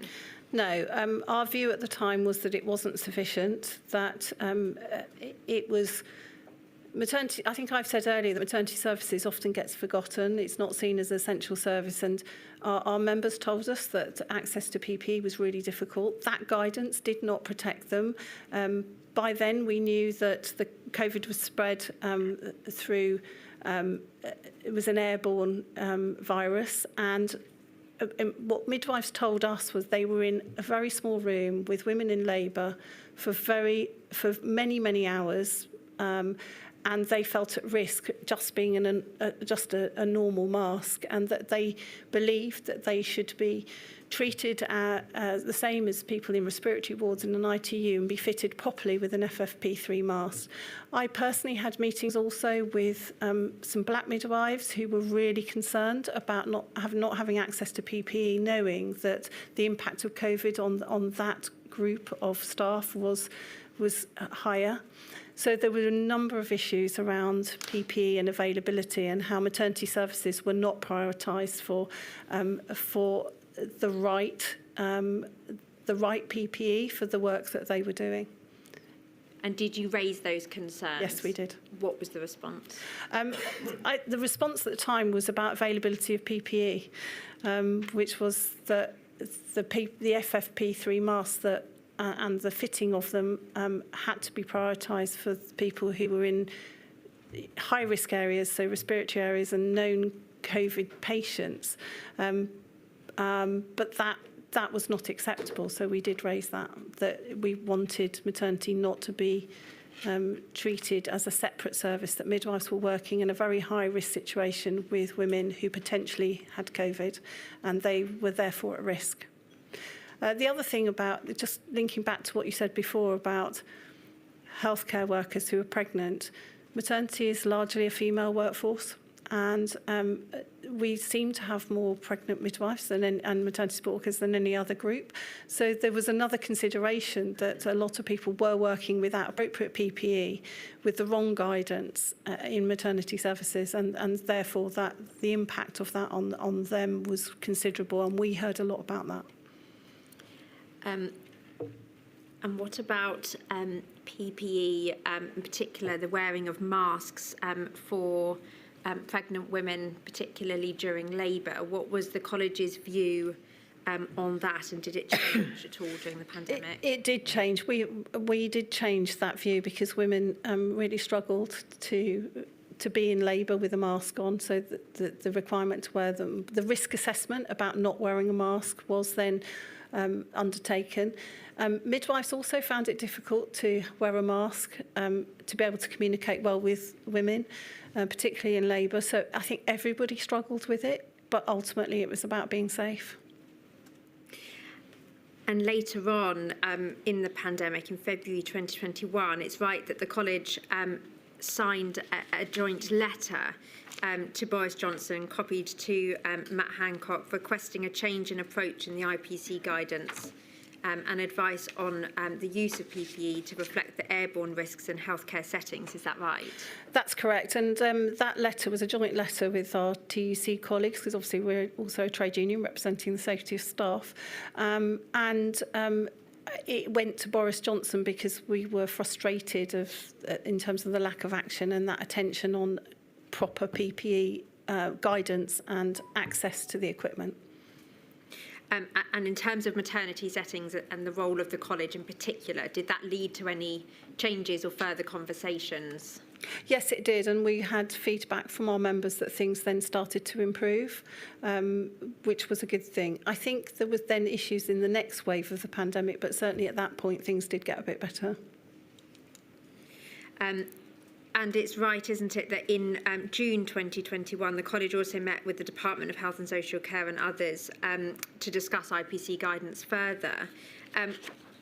What was discussed specifically at that meeting, and again, did that lead to any changes? There were some training, but there was some changes, but it was about, quite a lot of it was about the training in the use of protective equipment, because I think maternity, again, had been left out in terms of the training and how it could be used effectively. There was also an issue about community staff. I'm not sure if that's picked up here, because obviously midwives were working in the community setting, not just in hospitals, and PPE and the training and the use of it in the community setting was again a massive issue which was brought up, and I think it was around the same time. And the community setting in the maternity settings, would that be around health visiting and those kind of settings? No, it's community midwives who have local clinics, face-to-face clinics, but also visiting women in their own home. And they really struggled to access appropriate PPE. And they were a group that were particularly anxious because quite often they go into a home where there were lots of people, maybe in an unventilated environment, and they felt particularly at risk. And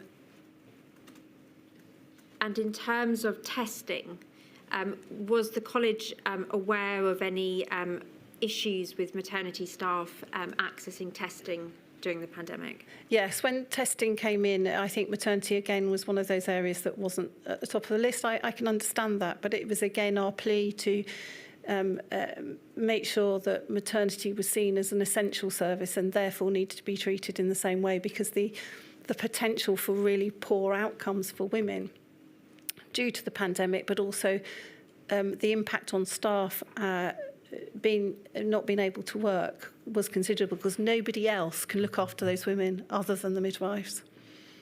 And that was it was really important that testing, availability of tests should have been a priority within NHS services. You spoke briefly earlier on around some of the unique issues with maternity units with what's known as cohorting of patients.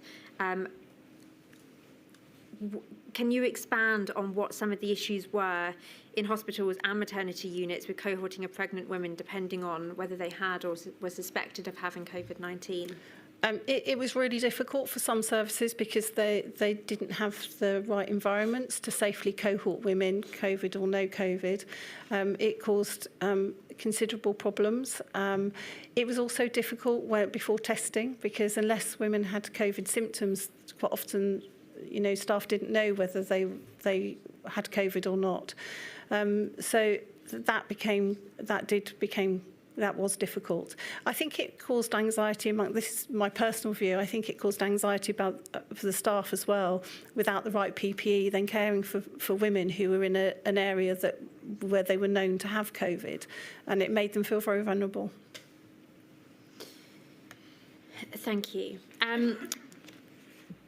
Moving on to inequalities.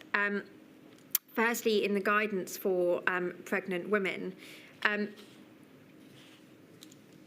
there was evidence of the significant disparities in maternal outcomes for ethnic minority women known prior to the pandemic from a number of reports. And in May 2020, the Royal College of Midwives issued guidance to reflect the increased risk to ethnic minority women in respect of COVID-19. Can you briefly summarise that guidance and whether there were any challenges in communicating those risks to ethnic minority pregnant women?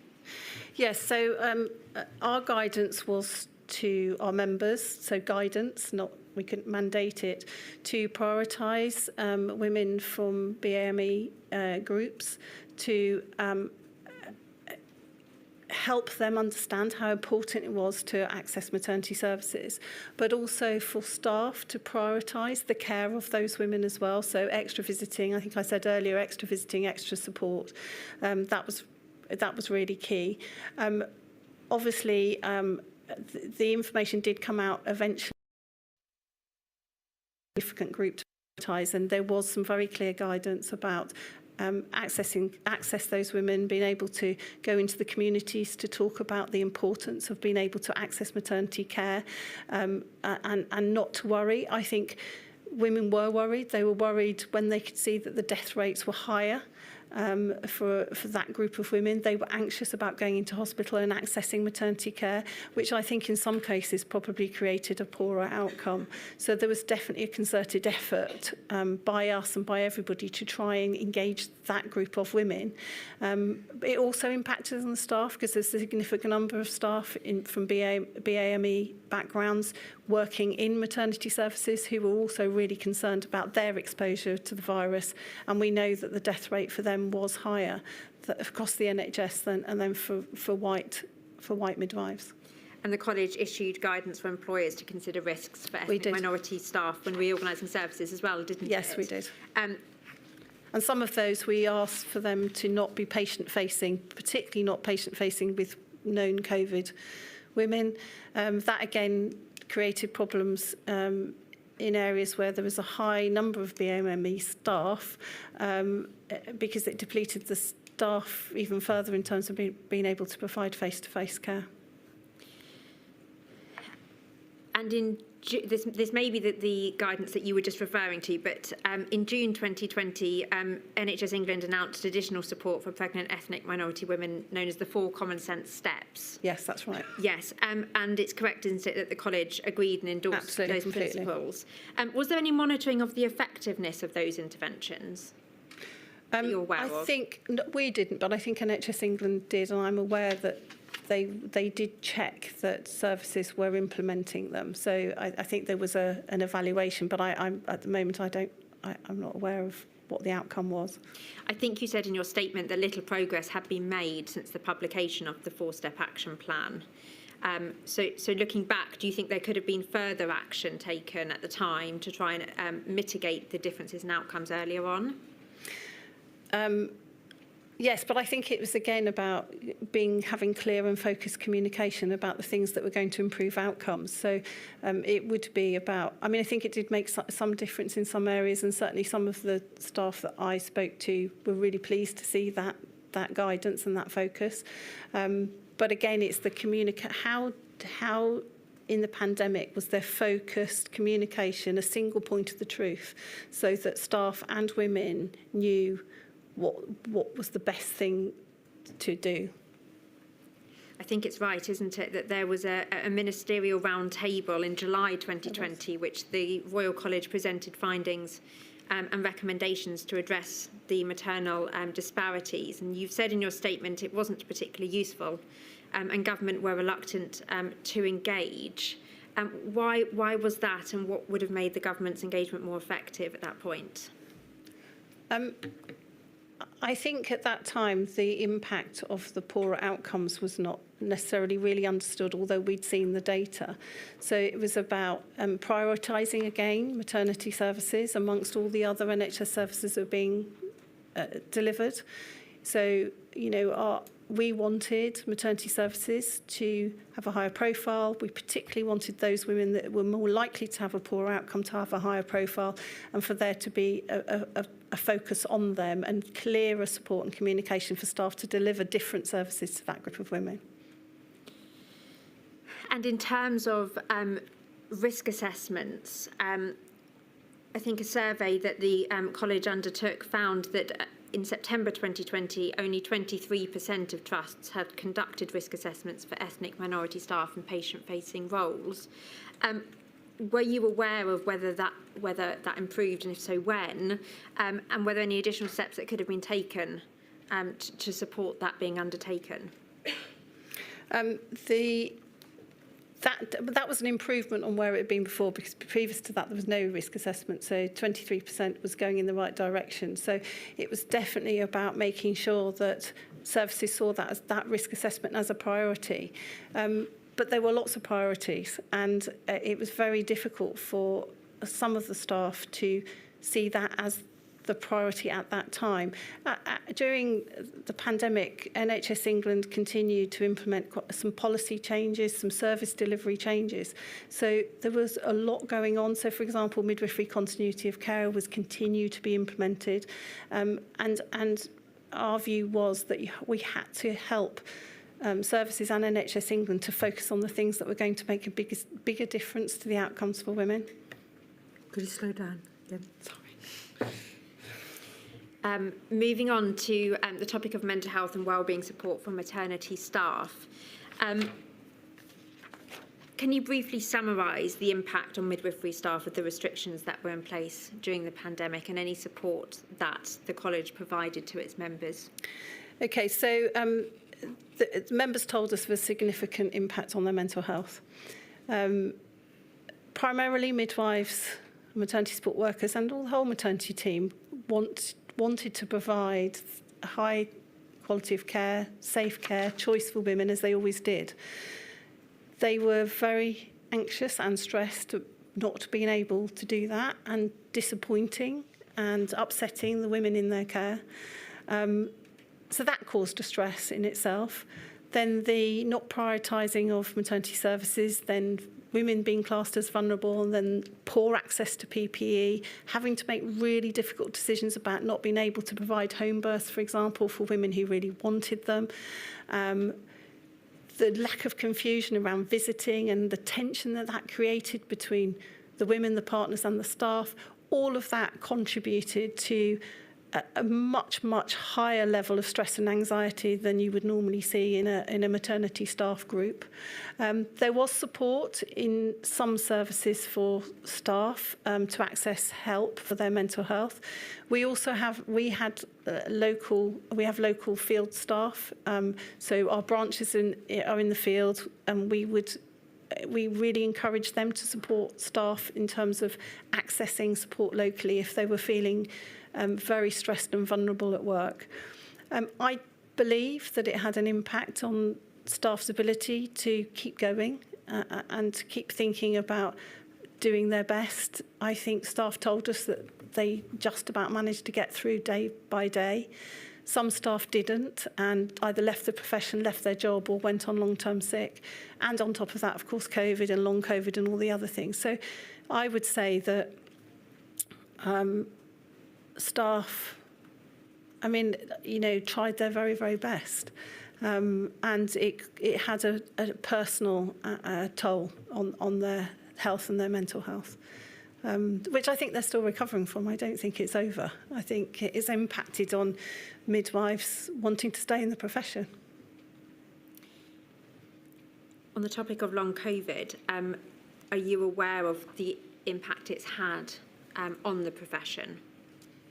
Yes, we have a number of members who have long COVID, and how difficult they found that, particularly when they think that they got COVID because of lack of PPE and poor environments in their workplace. And I'm certainly aware of members that are very clear that has happened to them. Has the college provided any support to those members or signposted them to support? Yes, absolutely, and we would see that as part of our role. Could you provide a couple of examples of that support? So, for example, we had a member, actually she's been on television recently talking about her COVID and long COVID experience. She had support in the workplace and other members have had support in the workplace to negotiate working in different ways, also to maybe have a longer period off sick, to have phased return to work, not to work in a difficult clinical environment. So, there's a number of things that we've been able to do for those members. Thank you. Ms. Walton, you very helpfully set out a number of key lessons to be learnt in your statement. I wonder if there are any that you haven't already covered today that you wanted to pick out to bring to our attention to ensure that maternity services are better prepared to support pregnant women in a future pandemic. I think ultimately is that maternity services are seen as an essential service. Getting it wrong in maternity services is unacceptable. The service went into the pandemic in most of the countries without the right number of staff or appropriate environments. I believe that it's important that women's voices and the voices of the staff who are looking after them can be heard, that they are able to be heard at every level of the system and to government. You know, this is primarily a women's service delivered by women. You know, I think it's really important that those voices are heard and collective voices are heard. I think my key message is that the colleges very quickly came together and had a huge number of experts that could produce support and guidance, that if we all worked together, we could have had a single version of the truth that could be produced quickly and maybe prevented some of the inconsistencies and anxiety that then was created. I think if we were to go into another pandemic, I think you said it earlier, what could be done before? You know, what things would we think about in terms of, for example, prioritising provision of community services? How could that still be provided, but particularly when there's a reduced number of staff? What could be done differently to predict, have a toolkit for predicting where staff needs to be to deliver safe care? And that could be communicated even at the beginning of a pandemic and not halfway through it. So everybody knew, the women and the staff knew what could happen if, for example, there was only half the number of staff available, what services then could be safely delivered. I think that would be really helpful. Thank you. I have no further questions, Madam. Just before I turn to Mr Wagner, who I know has some questions, at the risk of being too controversial, you've said several times that maternity services are not considered an essential services, they're not getting the priority or the profile they deserve. And you've also said, obviously, it's a service basically run by women for women. Do you think there's anything between cause and effect, the fact that it's a service run by women for women and the lack of priority? I think potentially yes, and I think, you know, women's services in the NHS don't get the right attention, and maternity is part of that. I think, you know, it's been seen for a long time as women having babies. Actually, if women having babies, if we don't get it right, it can very quickly go wrong. And the outcomes, which I know you will have heard of, are absolutely devastating for the families. So I absolutely believe that getting it right at the start of life, having maternity services prioritised in the NHS is the right thing to do. And actually it's an investment in the future health of the population. Well, also, and if things go wrong and a baby ends up born brain damaged and it's because somebody in the NHS hasn't done their job properly, then that can be extraordinarily expensive for the NHS. It's one of the most expensive insurance claims actually in the NHS. So, you know, getting it right is so important. And that's what our members want. They say that all the time. Do we have any evidence as to whether or not the fact it's women services run by women for women to suggest that that's why it doesn't get the priority it deserves? Or is it just a feeling that you and I may share? I think there is some evidence. There is definitely some evidence because quite often in an organisation, midwives don't have access to the decision makers as often as they should. So I think that there is some evidence of that, and that's a short answer from probably a very complex issue. I do understand that. Mr Wagner.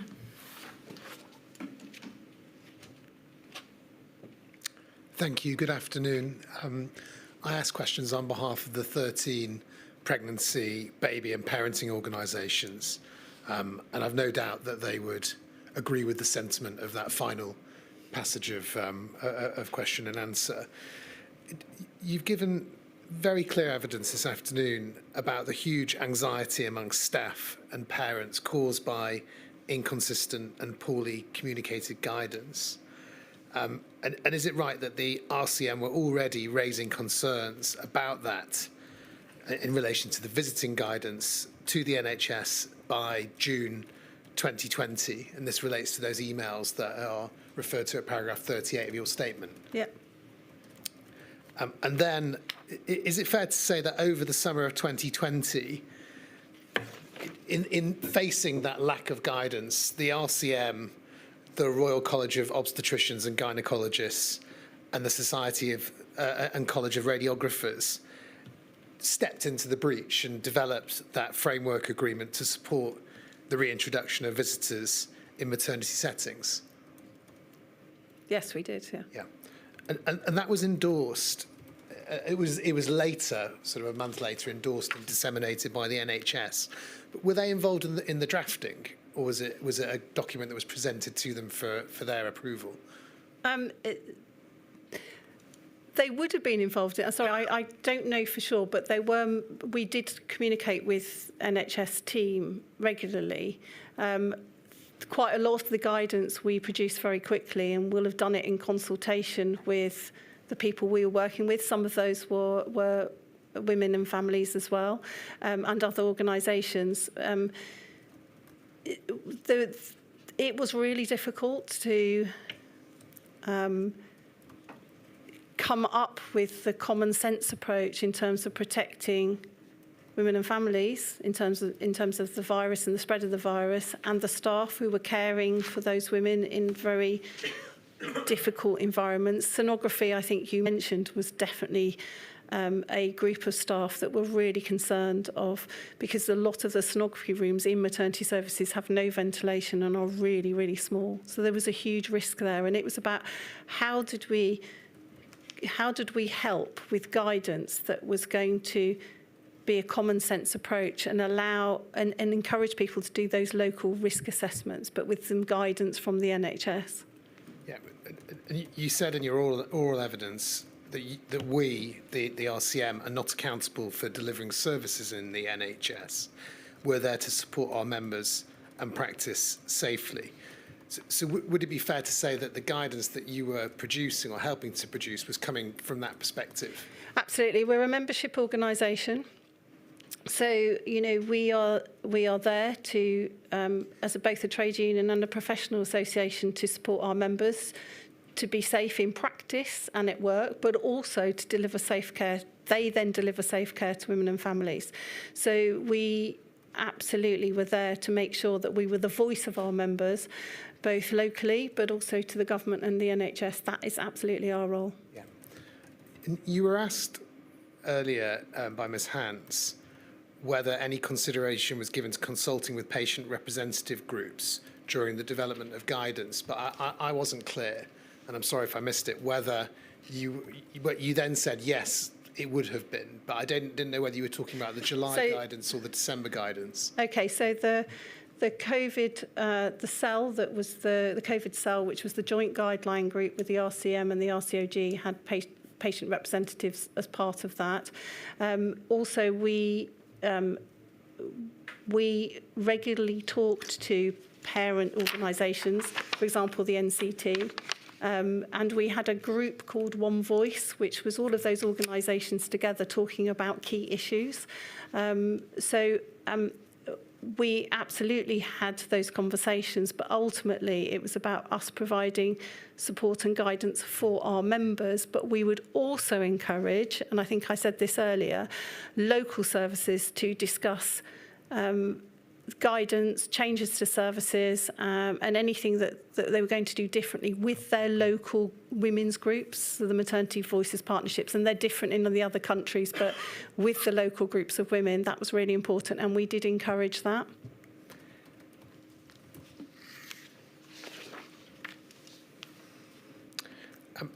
In relation to the December guidance, the December 2020 guidance, this is moving on to a national guidance by the NHS. It's not the same structure as the previous guidance that was developed by the trade unions with the NHS. Is that fair? Yes, that's right. Yeah, and in relation to that guidance, is it right that the RCM and the RCOG raised concerns about the guidance imposing in its initial draft mandatory requirements for trusts to facilitate women's access to support at all times during her maternity journey, and your comment was that should be not mandatory, but non-mandatory. That's correct, because at the time that guidance was finally produced, the infection rates were increasing again, and so there was definitely a risk to increasing the number of people who had access to maternity facilities. So there was a huge concern about then increasing infection rates amongst women, babies, the staff. Different environments, I think I said this before, but different environments lent itself really well to partners being able to have access throughout the whole labour journey, because they're single rooms and it was easy to then have people cohorted in one room. It became really difficult for partners to then be in all parts of maternity services where the environments didn't facilitate appropriate social distancing. I know that midwives found all of that really difficult. They absolutely believe that both parents should be there, if they want to, across the whole journey of pregnancy, birth and beyond. That absolutely is key. So it's one of the things that I think midwives struggled with, being able to do what they believe was the right thing for parents, but also to keep everybody safe. And that's why in December, we were really concerned about the continued opening up guidance rather than the local risk assessment. Do you accept, looking back, that one consequence of that guidance ending up giving individual trusts that latitude rather than mandating certain visitors being allowed into the room? Do you agree that that would have led to continued inconsistency and unpredictability between different trusts? It did, but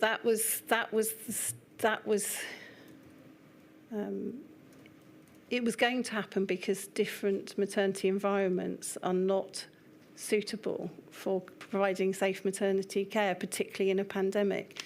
But if it was one size fits all, which I think NHS England wanted, that would then expose risks. The problem was, and I think I mentioned about social media, then different services, women had different experiences in different services, and so those that had their partners and others, with them throughout the whole experience would say, I've had the best care ever, this is what my service allows. And then other people got really disappointed and upset because the service they accessed couldn't do that. I'm not sure what the answer is to that, other than make sure that women's services are the best, that the environment is perfect for now and for a next pandemic. Because I do believe that women and their partners should have had equal access to maternity services together, but it just wasn't safe to do so in every single service across the UK. Do you also agree that if this inconsistency and confusion was going to continue, that would necessarily mean that the anxiety amongst people using the services that you complained about, I don't say you complained about, but the RCN complained about in June 2020, would persist during the later period? Because the pandemic was, during the whole time of the pandemic, more and more information and almost a trying out of different approaches was happening all the time.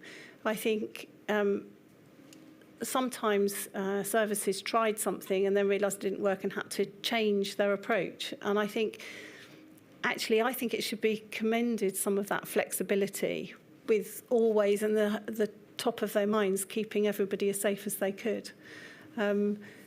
I think right at the beginning of the pandemic, I think you're right, very clear advice when we really didn't know what we were dealing with was really important. But as more information came in, how could those local risk assessments happen but continue to be in a safe way? I think, way in November, December, where the whole opening up of maternity services was actually going to create a risk, was of real concern. So it's about how could it be localised but still have some very clear principles of keeping people safe because all the environments were so different. There was also the issue, of course, of home environments and midwives working in a community where, again, that caused considerable concern about exposure to the virus. Just finally on the RCN not endorsing the guidance in December 2020. In your view, did the fact that you didn't endorse the guidance impact on how widely it was disseminated and how well it was ultimately understood by the frontline professionals? I'm not sure about that, but I would say that we didn't endorse it because we were primarily concerned about the safety of the staff and the women and family that they were caring for. And as the infection rates were growing and we were moving again into another lockdown, it seemed like that was moving in the wrong direction in terms of keeping everybody safe. Okay. Thank you. Thank you, Mr Wagner. Thank you very much indeed, Ms Walton. Really grateful to you. Sorry if we kept you here for a long stint this afternoon. That's okay. What I can say is that other people do get even longer stints. But I'm very grateful for your help. Thank you. Very well. I think that completes the evidence for today, and I shall return to sit at 10 o'clock tomorrow morning. All rise.